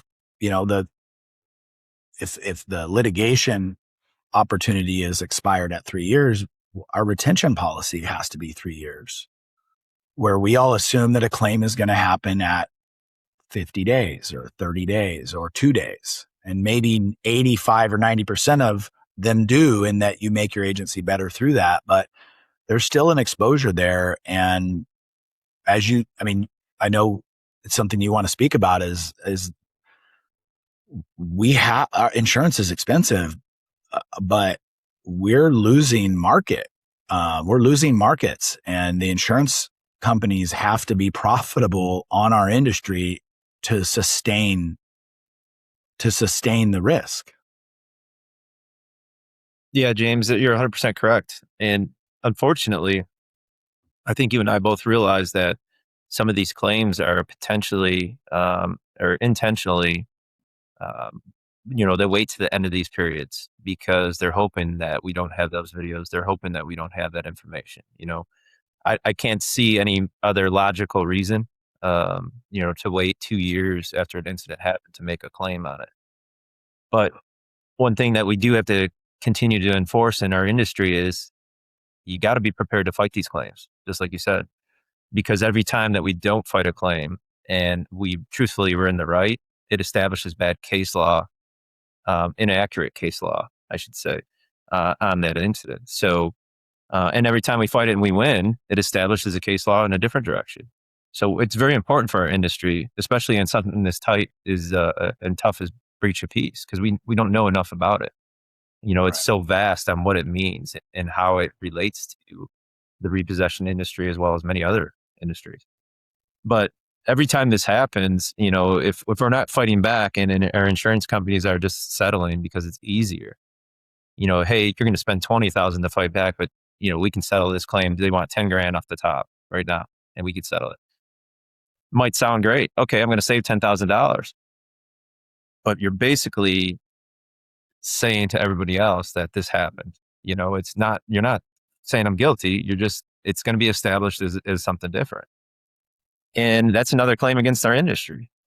That's just another check mark. And every time we get these claims, I'll call them frivolous claims, because sometimes I feel that, they're put out there by these billboard sign lawyers because they know the retention period's at its end or already ended, and they know that you have no proof to prove yourself. So every time we get one of these claims, though, it drives our insurance costs up. Speaking on, I use Harding Brooks. Had many conversations with Harding Brooks regarding this, but carriers leave our space because they can't afford to stay in the business. Insurance is expensive, and it's expensive because they have to be able to overcome these costs when they come in, these claims when they come in. And some insurance companies can, try to write real low, and you see them disappear in a year or two. And it's because one would only think it's because they can't sustain this type of market. They can't sustain the number of claims that come in and be able to respond to that. So I really feel like as an industry, part of our plan should be to make sure we're prepared for these incidents. Clients as well. Why is this person waiting 2 years before they submit a claim? Why are they honoring a 2-year-old claim? I mean, obviously a person doesn't need a client to file a claim against this, but there's just a lot of things that go on that I think there should be more to it before we just say, okay, we got this claim. What are you going to do about it? I don't feel we work together as much as we can either on some of these things. We could work a lot better together and establish facts and establish things. But to your point, there's a lot of times where if something happens and we're like, it doesn't go anywhere in a couple of weeks, those are the incidents that we need to bookmark. Those are the incidents that we need to put on a hard drive so they're available 2-3 years down the line. Yeah, definitely. I mean, most anybody in business as an auto repossession company would make the argument that a client needs to help repossession agents find profitability so that they can be there in the future to provide the service, right? Pretty simple concept. I want to grow. I want to pay people better. I want to make this a career path. I want to provide health insurance, life insurance, 401k compensation. I want vacations, dental plans, health plan. Like, I want to do all these things to be a competitive blue collar craft for someone to invest in. And I'm doing that selfishly, right? But also that benefits the client. So if the client was to pay me more, then I would do better at that. So then likewise, as agents, we should hold ourselves accountable to understand that if we could do better at documenting everything we do and going well beyond the standard and establishing a new standard with video retention and body cameras and photographic evidence. And, if you are going into a gated area that's open, taking a photo and uploading it to Clear Data, along with your other repossession photos, activating your body camera as soon as you're talking to somebody. If your video system on your truck has the ability to mark events for your management, marking events for your management, right? You know, this is an apartment complex that you're getting ready to drive into. Go ahead and make sure it's marked. Hey, this is one we need to save. And then on the back end, the company's working to try to do that. You might think that that's what insurance is there for. Oh, the insurance is there to pay the claims, but they might not be. Or they might not be there for you because they no longer underwrite you. We've heard this year about people being unable to find business. Other people were able to transfer as a carrier left the market. But there were people that shut down and weren't able to find coverage. Or worse, they're somehow getting coverage that's not the correct coverage, and they're still able to repossess, and their client will be holding, or the owner themselves personally will be holding the bag when that particular claim's not covered. So we always covered the small claims because we didn't want the frequency and we didn't want the incidents.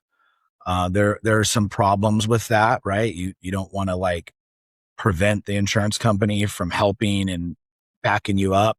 But our stance was always that if it was under a certain dollar amount, that dollar amount's different for every company, but we wanted to protect our insurance from paying for things. And we didn't want the frequency of claims. We didn't send property claims. I still am dumbfounded when I talk to insurance adjusters who tell me that they're receiving property claims from repo companies that are filing, telling people, go to my insurance, go deal with it with my insurance. And it's like, oh my gosh, even if that's not a claim that they would pay out on, that's still a cost that they're incurring in their claims management process on this portfolio. So I think taking claims serious, getting processes in place, getting involved with the ARA or with any other organization out there. There's lots of great state associations and national associations, but getting involved and really, if you want this to be paid as a craft, if you want us to be profitable like a craft and to be a respected group of men and women doing a professional trade, then it starts with us. It starts with us doing better. And I think you're a model of that, coming from where you came from and building the company from what you built to where you're at now. You and Darcy building something with those principles. I think it's an incredible journey. And how do you I think, maybe there's something else to be said about insurance. But looking at the industry as a whole, what do you see as the big areas of improvement, the big areas of opportunity, whether it be from client, forwarder, LPR companies, repossessors doing better? How could we find alignment between all of us to build a better industry? And where does ARA fit into that? Yeah, so the ARA, obviously, I like to look at it as a funnel, right? There's a lot of people that are smarter than I am. There's a lot of people that are smarter than our board, but we don't know that. We try to get everybody's view, and that's where I say get involved is, right? So we want all these people to come together. We want different associations to come together, repossessors to come together, clients to come together, forwarders, you name it, and just squeeze everything through the funnel, right? And when we come out, we want a product that is something everybody can use. So we don't always all agree. I mean, that's obvious. But there are some big issues in our industry that many of you just named, insurance being one of them, that in the last 2 weeks, I've had numerous people come to me and ask, what can we do? What can we do? And James, it's just getting involved, man. It's the ARA. At the ARA, we offer the tools to have training. We offer the tools to have compliance. We offer the tools to do background checks. We offer the tools to come together, and you have to use them. You have to use those resources that are being offered in order to do that. When I became the president, one of the things I noticed immediately, and Vaughn told me it would happen, was you get comments, people would make comments. And it is what it is. We all face them in our lives. Comments are being made, whether it be on social media or a hearsay thing. But all I can say to those comments is, when somebody asks, why wasn't this done? Or why didn't somebody do this differently? Why didn't you get involved? Why didn't you speak up? Why didn't you come forth with your great idea where we could discuss it and see if it's a plan that we could put into motion? Insurance is a huge problem, but it comes down to us, again, I'm going to repeat it, being fragmented as an industry.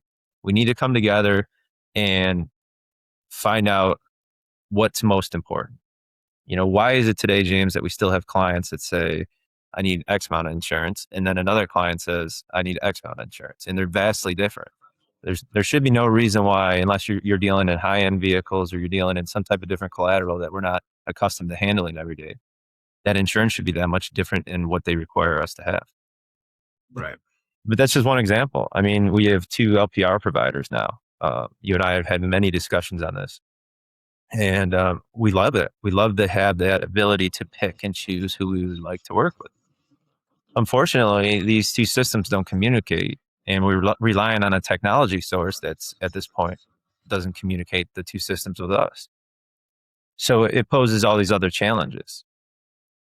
All I can say is I feel that our position as the ARA, our position as repossessors, is to make sure that we're working together, make sure that we're conveying a similar message. If you have something that you have a question about or that's important to you, that's a problem, whatever it might be, speak out, reach out to us. And we may already be working on this problem. We might have never even heard of it, but that's how we are able to get on top of it and make a meaningful change. These are real problems. And until something's done, it's not going to get better. As you know, when you leave something, it kind of tends to get worse. Yeah, I think the more people that can get involved, you have a board. What's the total board number? It's 7. 7 plus, let's see, 1, 2, 3, 4, 5. I think 7. So 7 people alone could not drive the industry, no matter how dedicated and brilliant and selfless they are. And it is a selfless position. I think the comments that I see that would bother me the most over the years is the ones where there would be some accusation of, some like that they're getting something out of it. I know the previous board members prior to the last 5 years. I've dealt with them on and off throughout my career. These are men and women, the people who set Vaughn in motion and that board were people who were selflessly thinking about building a better industry and protecting the men and women that were working in that industry, and to help the people who owned the companies to have a better life that wasn't stretched so thin and so stressful. And Vaughn's board, when he was there, and the men and women that were on that board are just the same. Those are people who, and some of them at great personal expense, lost clients, lost direct national blue chip clients who didn't like the opinion that the ARA had to take on sometimes provisions that were considered standard or allowed or normal, but your attorney would consider them predatory. And it's a difficult place to be in when you enjoy working with a client. You want to have that relationship, but you have a duty as a board member. You have a duty as the president to speak out for the greater industry, not for your own personal benefit. And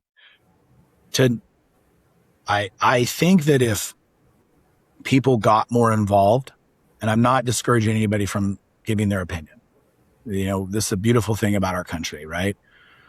All opinions are heard, and then you let the market and you let the people decide how they want to proceed. But I think that if we could, when we are posting something, if we could take a moment to consider it and to be more thoughtful and maybe make it a little bit more complex of a thought, I think we're going to, number one, add more value.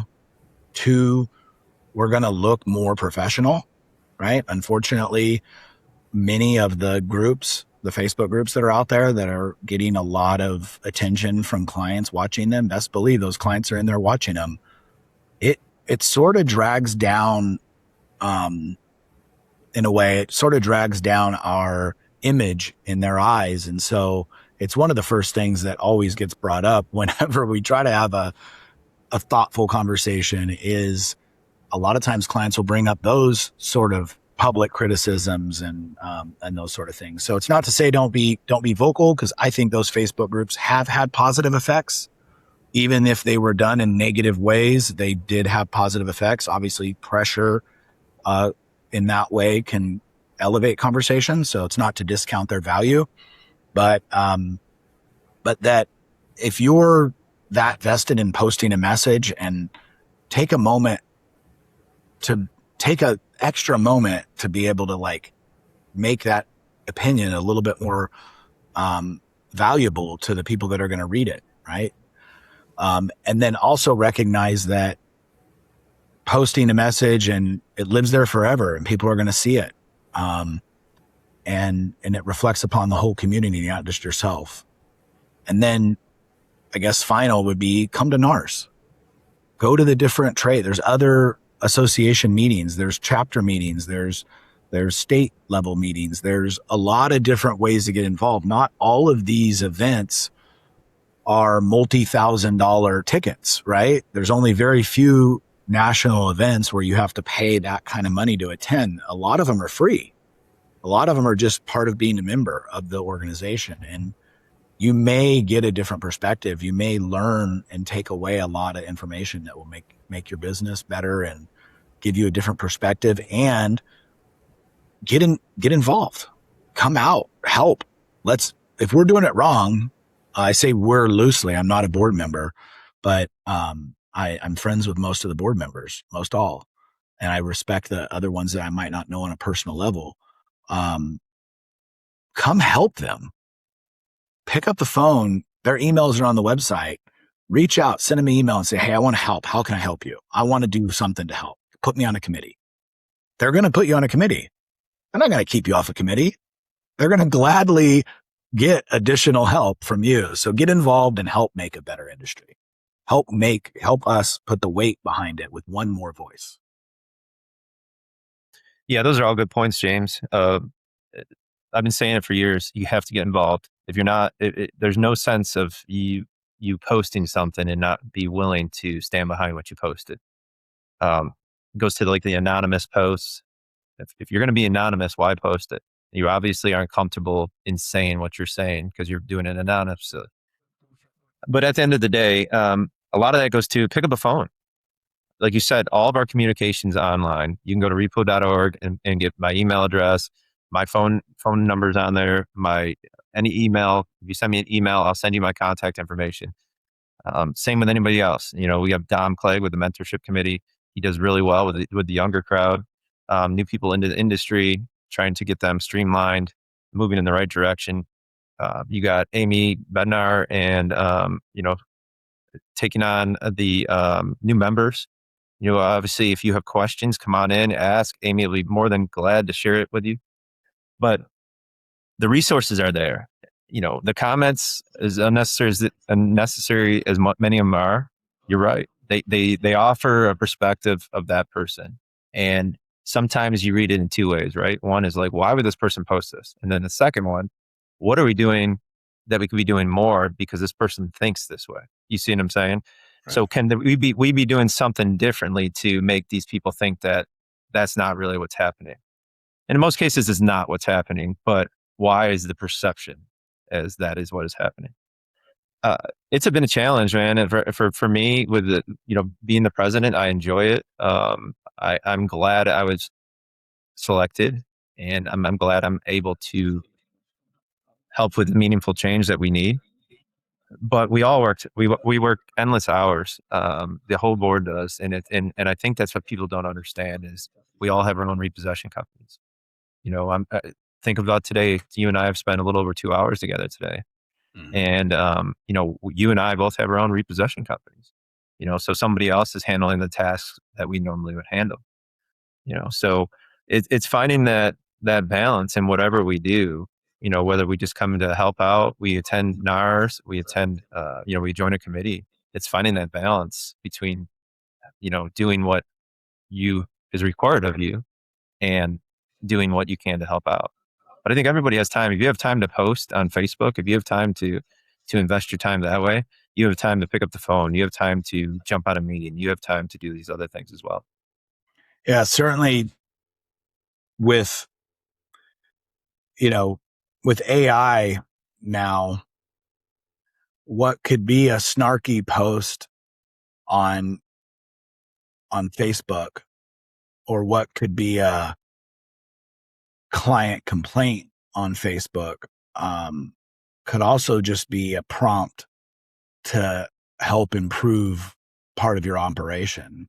I mean, this is the democratization of intelligence, right? It's the ability to put in a request and have all this information come back to you, help you improve your policy and procedures, help you research what you may or may not be doing wrong,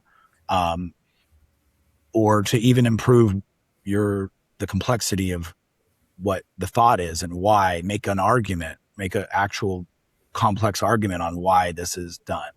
But ultimately, at the end of the day, there's thousands and thousands of more people in this industry that are employees, managers, owners that are not involved. There's way more that are not involved than those that are involved at the national level. And as strong as the organization is, with the few people that are pulling and the people behind them that are pushing them and helping them and supporting them, we can use a lot more effort. And when it comes to big topics like pay and, fair compensation and contract analysis, when it comes to, understanding, there's people out there today that are going to sign contracts with provisions that if the operator or owner was just had a couple more conversations at the national level with the ARA or other people, they would realize that they could have those provisions taken out if they just had the right cooperative, attitude. But also, it's not about being rude. It's just, hey, this is not something that our attorney or the association, this has been flagged at the national level. We're unwilling to sign this particular provision. This particular provision is essentially making, one of them, for example, there's a few clients, very few actually, who still have, the total loss pay on the loan balance versus the ACV, which is commonplace and insurance standard and is widely accepted in the United States as the correct mechanism. And the vast majority of clients no longer have this provision. There's only a couple forwarders and a couple clients who are still having people sign this contract. And even the best of us have accidentally signed it, right? And had to go back and audit and find this. So it's just one small example. But it takes a village, right? It takes all of us critiquing the things that we're seeing. Right now, there's a lot of problems with staging. As you know, Todd, you recently wrote an article about it. Mm-hmm. Why don't we talk about that for a little bit? Because that's another area where agents are running into each other nightly. They're all building evidence of collision. What we call is like, the industry had a guarantee to agents. We will not dual assign. That's like a 50-year guarantee. We will not dual assign. We do not do that. That's morally reprehensible. The amount of times that I've heard clients tell me that in my 21 years now, but yet we have stumbled into an environment where we now have 16-fold assignment, 2 LPR stagers, a direct agent, and 8 people from each side going to the same address that everybody has a scan on. Yeah. I mean, is dual assigning and dual staging the same thing? That's what we're faced with. And it's, and for me, I would say yes. I mean, I feel that is the same thing. This is my personal opinion. My company has ran into several issues when a account was staged with one of the LPR providers and the direct assignment we had from a different, we were also running a different LPR system. So that opens up that whole other spectrum of the industry to also have access to that account. So you have a direct assigned account, but it's staged, and it's staged with a different LPR provider. And the LPR systems aren't communicating with RDN. It's not going to obviously communicate with DRN or Insight, vice versa. In this case, it was, Insight not communicating with DRN, which wouldn't communicate, with RDN, which wouldn't communicate with DRN. Anyways, long story short, we ran into issues where they show up. They've already claimed that, just recently claimed it, but now I'm showing up at the same time. But there's no tow truck there, but I have a tow truck there. So now you have that whole thing. Hey, listen, you don't have a truck on scene. And that's just, is it a real rule? I mean, it's said to all of us, we're being told that, hey, listen, if you don't have a truck on the location, you don't have any rights to that vehicle until you have a truck on location. But it happens. But it just, as you're saying, James, it creates an atmosphere that just fuels negativity. I mean, you might have worked really hard for that. Your agent out there needs one more car, or your agent's had a bad week and this is his car that he found. Whatever it might be, it just creates this tension atmosphere that now you have 2 agents out there, which we would all expect them to act professionally, but we know that doesn't always happen. And I look at it as this way: why are we put in this situation? Why did this situation start? So I think the concept behind it is, listen, if we can stage this with 2 companies, if we can put this out there where, possible advanced alerts are popping up, we're going to get a better idea where this vehicle is, and somebody's going to pick it up really quickly. But it pulls a lot away. It causes, like I said, the negativity in the field. It causes this tension in the field. It also takes kind of the power behind being a direct agent away. Are you really a direct agent if somebody else has access to your account, like right from day one? So there's a lot of things that go into it. And I don't know where this big race comes from to get this vehicle off the street. You may pick that up day one on the direct assignment. So where is the urgency to have these staging of day 0, day 1 staging? Honestly, if I had my way, I would say there would be no staging till day 10. I feel like that's a proper way of doing it. I know I've heard of some lenders kind of that use LPR only to see what area it's in. They won't put it out into the field. But if they get a return hit on it saying that it's in California, they're not going to assign it to me in Indiana. They're going to know, hey, I got to assign this to a California agency. I don't know if that's a common thing or the common practice that's become going to become the norm or not. But I can see the benefit of doing something like that.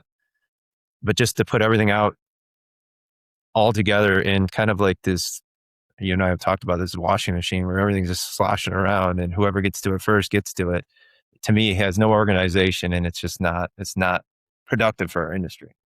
The thing that, I'm really, really hoping the industry can take that waterfall, not washing machine approach. I think it really illuminates what's happening, and you can just visualize it, right? It has a certain visualization to it, and collections is typically always been a waterfall approach so that you can maintain your compliance, right? You don't want multiple different collectors or an outside agency calling. And I realize that we're not collectors and maybe it's a little different. And then LPR, I'm a big LPR provider. I'm not the biggest in my state and I'm not the biggest in the nation. I'm like 13th or something in the nation and fourth in my state. California is a big state and Los Angeles could be a state on its own. And I don't cover that area. So the amount of LPR hits that are generated there puts me in fourth place in the state. And I have a good relationship with DRN, and I understand the guys at Insight are great operators too. Some of those guys have long careers in the business, and they're good, well-intentioned people, as are the guys at DRN. But sometimes, whether it be from their side or it's the clients that are driving this urge and this need, I think there's a concept in I don't know where I picked up on it over the years, but there's something that I've always said to my team was like, when dealing with consumers or dealing with employees or looking at like criticism of who we are or what we're doing, we have to take a fresh look at it. And we have to understand that 100 good decisions in a row could make a bad process. Just because we made a good decision and then made another one and we all roundtabled it and came up with another one, by the time we got to the output of how our business works, we could be doing it wrong. It's not a personal indictment of anybody. It's not a moral indictment of anybody's opinions or anybody's belief system or anybody's intentions.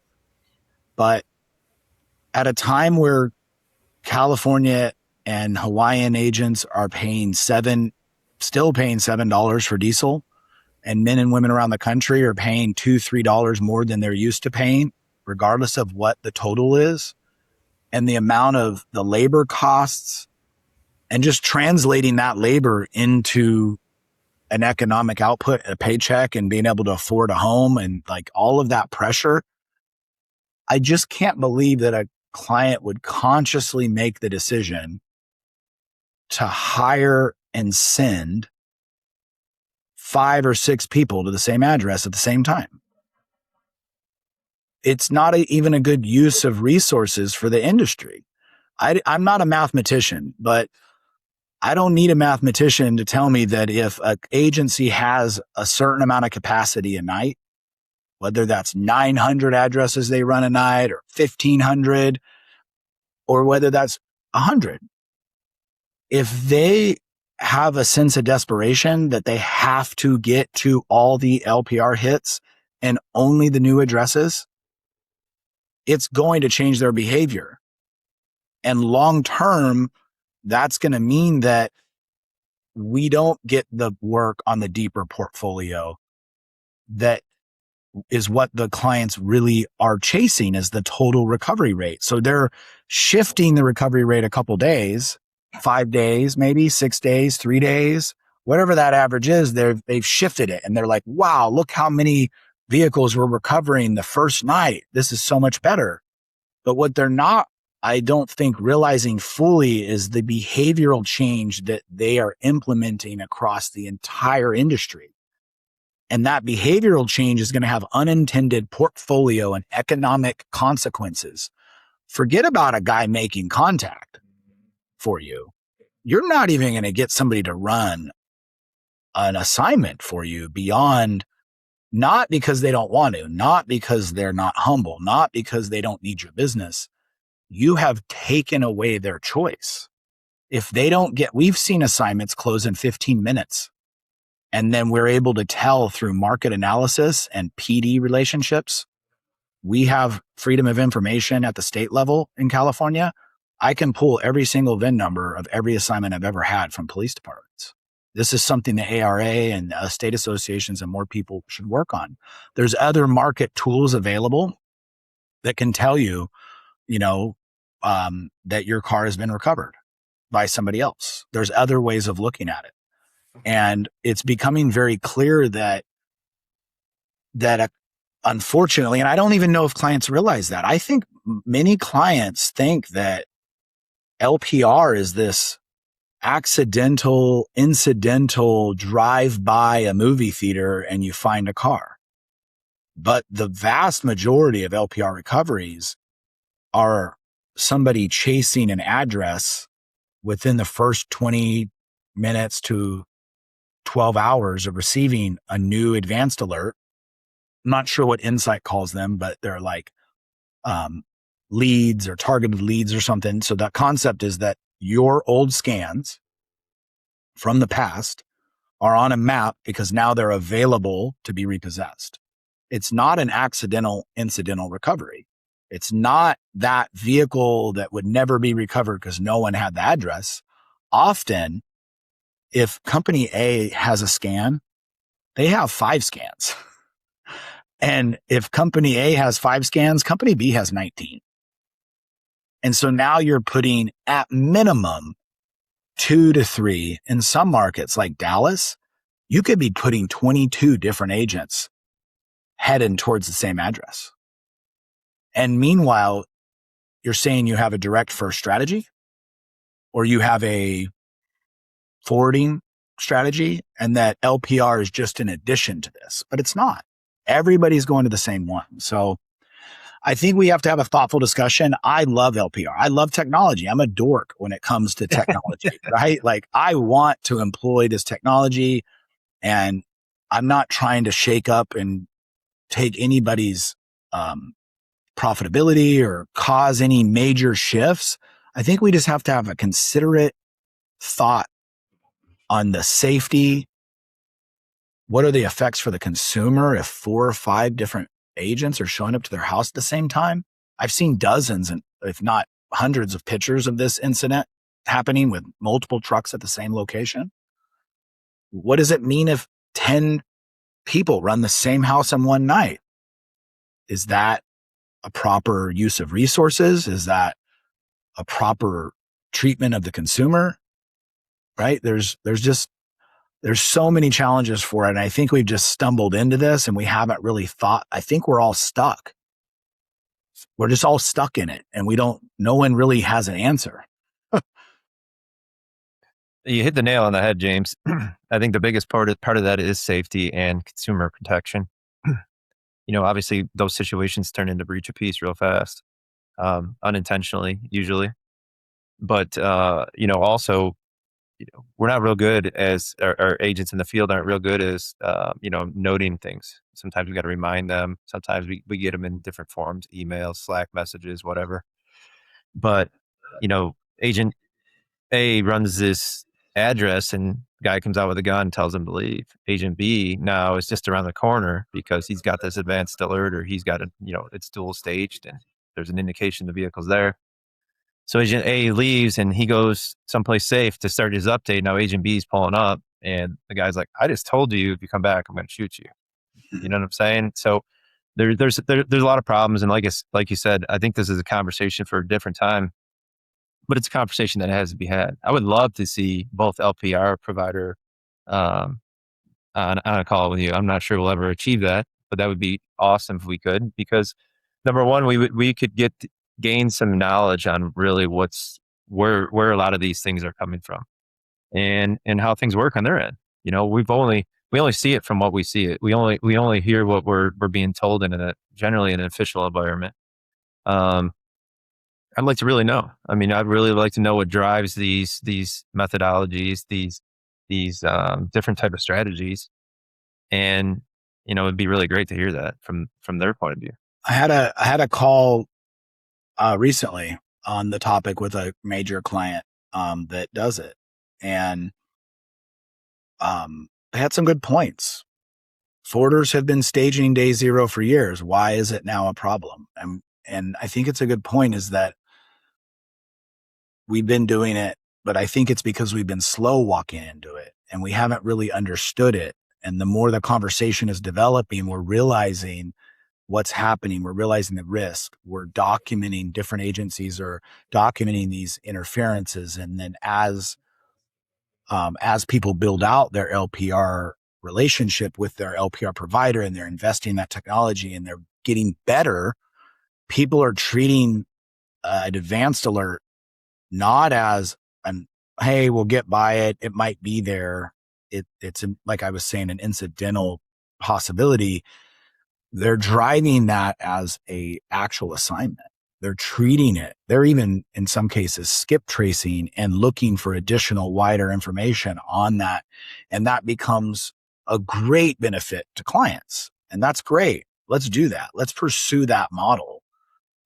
But I don't think we have to choose between staging, choose between even early staging, and choose between direct models or choose between hybrid models or forwarded models. I think the client can have all of them.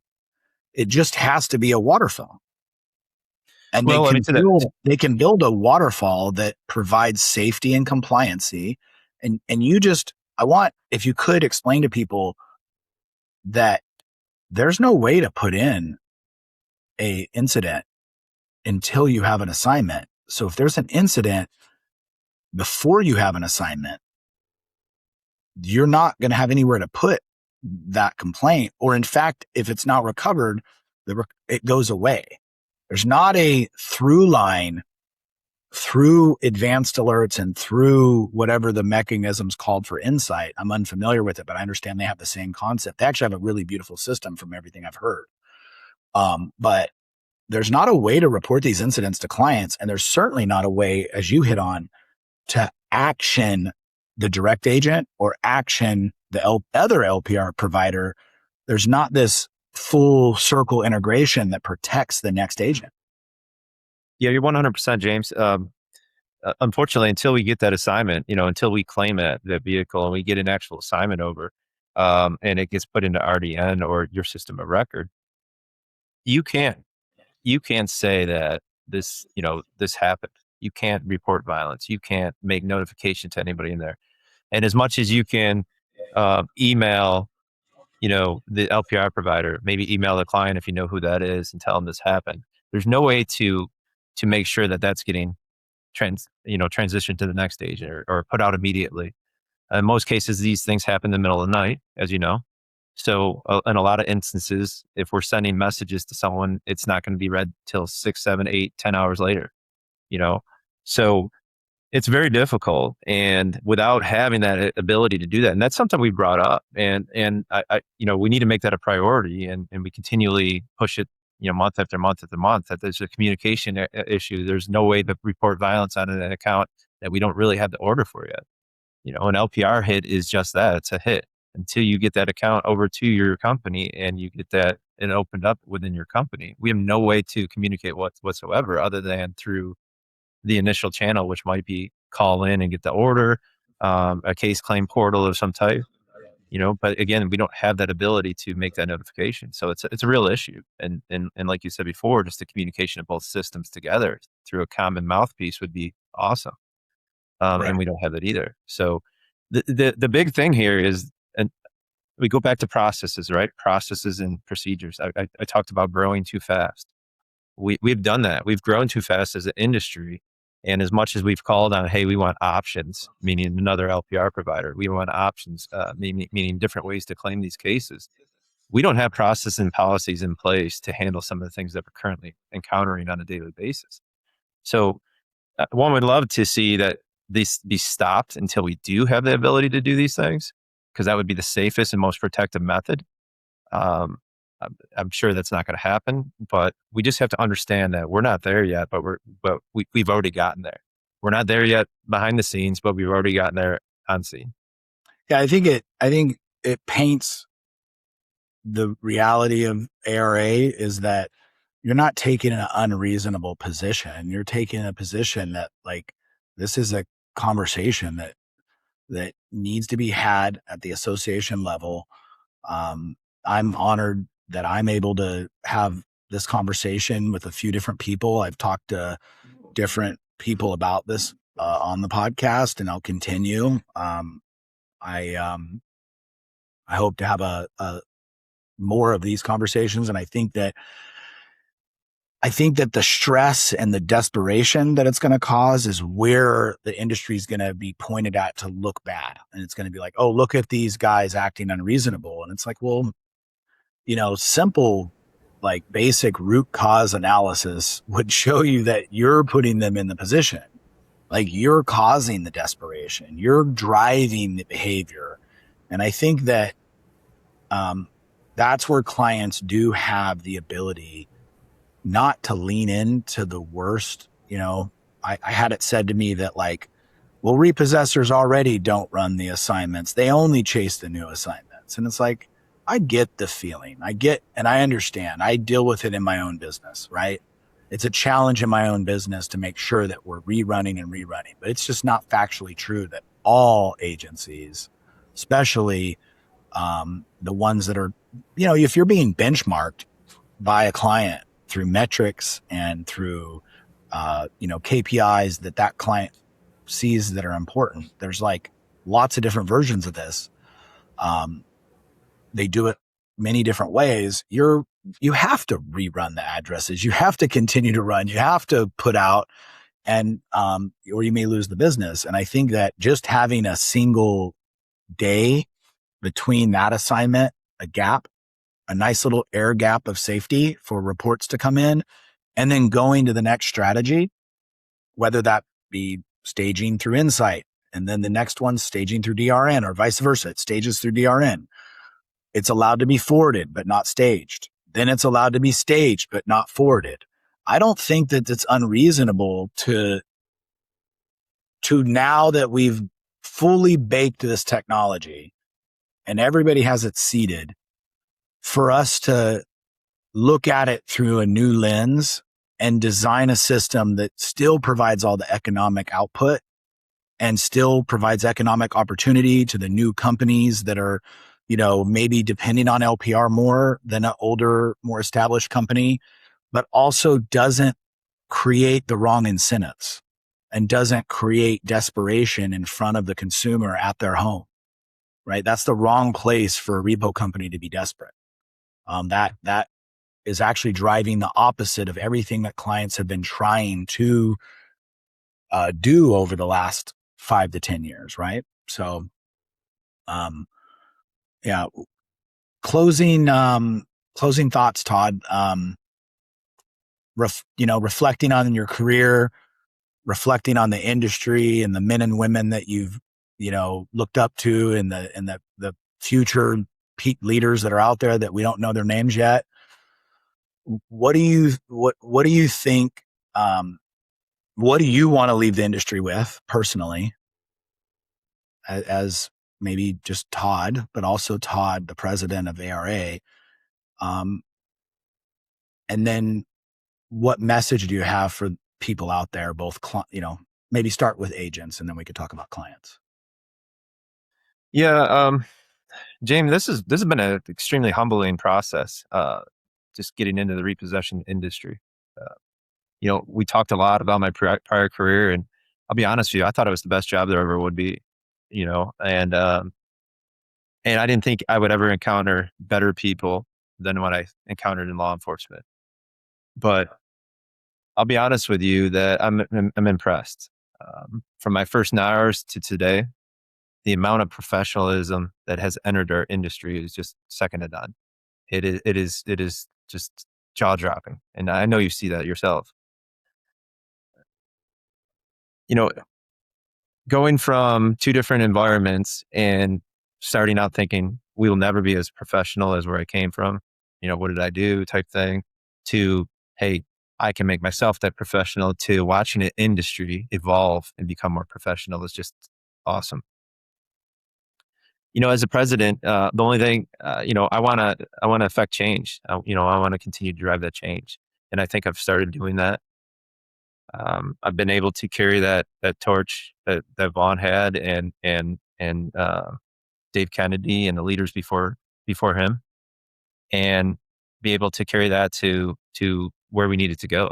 And so far I've been able to do that. We talked a lot about policy and procedure, and that how important it is for our industry. And I got to say that that's one thing that the ARA is doing now, is we're starting, we're doing policies and procedures for everything that the ARA does as well, because we have to hold ourselves accountable. We have to make sure that we're covering everything. We're dotting our I's, crossing our T's as we move forward as a, to help the industry. So, um, I foresee the next few years being great. Our industry has proven that during times of desperate need, that we pick each other up and we move in the direction that needs to be moved. So I have no issues with that. We have some big challenges up ahead. We named a couple of them today, and we got to make sure that we overcome those challenges. We got to make sure we work together. Unify each other. I plan to reunite the relationship between the AFA and the ARA to help that us become stronger as an industry, not just the ARA and AFA, but unified together in some capacity, whether it be on special projects, whether it be on annual meetings, whether it be on something together. But we're gonna reunite, because there's no reason why we should be not connected better than we are. And I encourage all the state associations to continue doing what they do. Continue putting themselves out there, continue, driving for licensing, driving for what their state needs, and educating. Education's huge. We got to learn from each other. You and I had a really good conversation a couple of weeks ago, maybe a month ago now, although it didn't start out as productive as it ended. But I learned a lot from you, James. I learned a lot about the state of California. I've never lived in the state of California. I don't know all the challenges California has. But those are the conversations we all need to have. We need to pick up the phone, stop posting on social media. Obviously your opinion is one thing, but if you really have an issue, pick up the phone, call each other, get involved, and let's do it together. I mean, that's honestly where I envision us going, and that's what I want to see happen. Well, I think it's clear to me that you're going to carry the torch, that heavy torch, as you referred to it early on, with a humbling, servant leadership mindset, and that I have no doubt in my mind, like the presidents before you, you are going to build a bigger tent. And any way I can help, anybody who reaches out to me, I can connect you to the different board members. Their information's online. But I think it's up to us to support that board. That board is there for us, but it's up to us to push and lift and provide them as much information and data and incident reports and context as professionally as possible for them to be able to help communicate. A lot of the problems that are in the industry are because people don't know. They misunderstand, or they haven't ever been exposed to the problem that could come from their procedure. So, Todd, I think that industry as a whole, and the ARA specifically, but the ARA does serve the industry as a whole, even if they aren't members. There's huge benefits that come. But I think we're great. We are lucky to have you, and I'm appreciative as a friend, and I'm appreciative as a member, that you're willing to take on this mantle and give the time away from your family and the time away from your business. So, and today, thank you. You told me it better not go 2 hours. I don't know how these things don't go 2 hours, man. There's so much important conversation to be had. So, well, thanks, James, for the kind words, and I appreciate it. And that's why when I came to you saying, "Hey, ARA wants to start a podcast," and I was thinking of you. I'm like, "There's nobody better for it." And you've done an excellent job. The first few were awesome. I watched every one of them, and so I do appreciate it. I do appreciate your energy and your willingness to help and affect change as well. So I look forward to the podcasts in the future and you helping us out more, James. So I appreciate that. Absolutely. All right. Thank you, Todd. Have a great day. All right. We'll talk soon.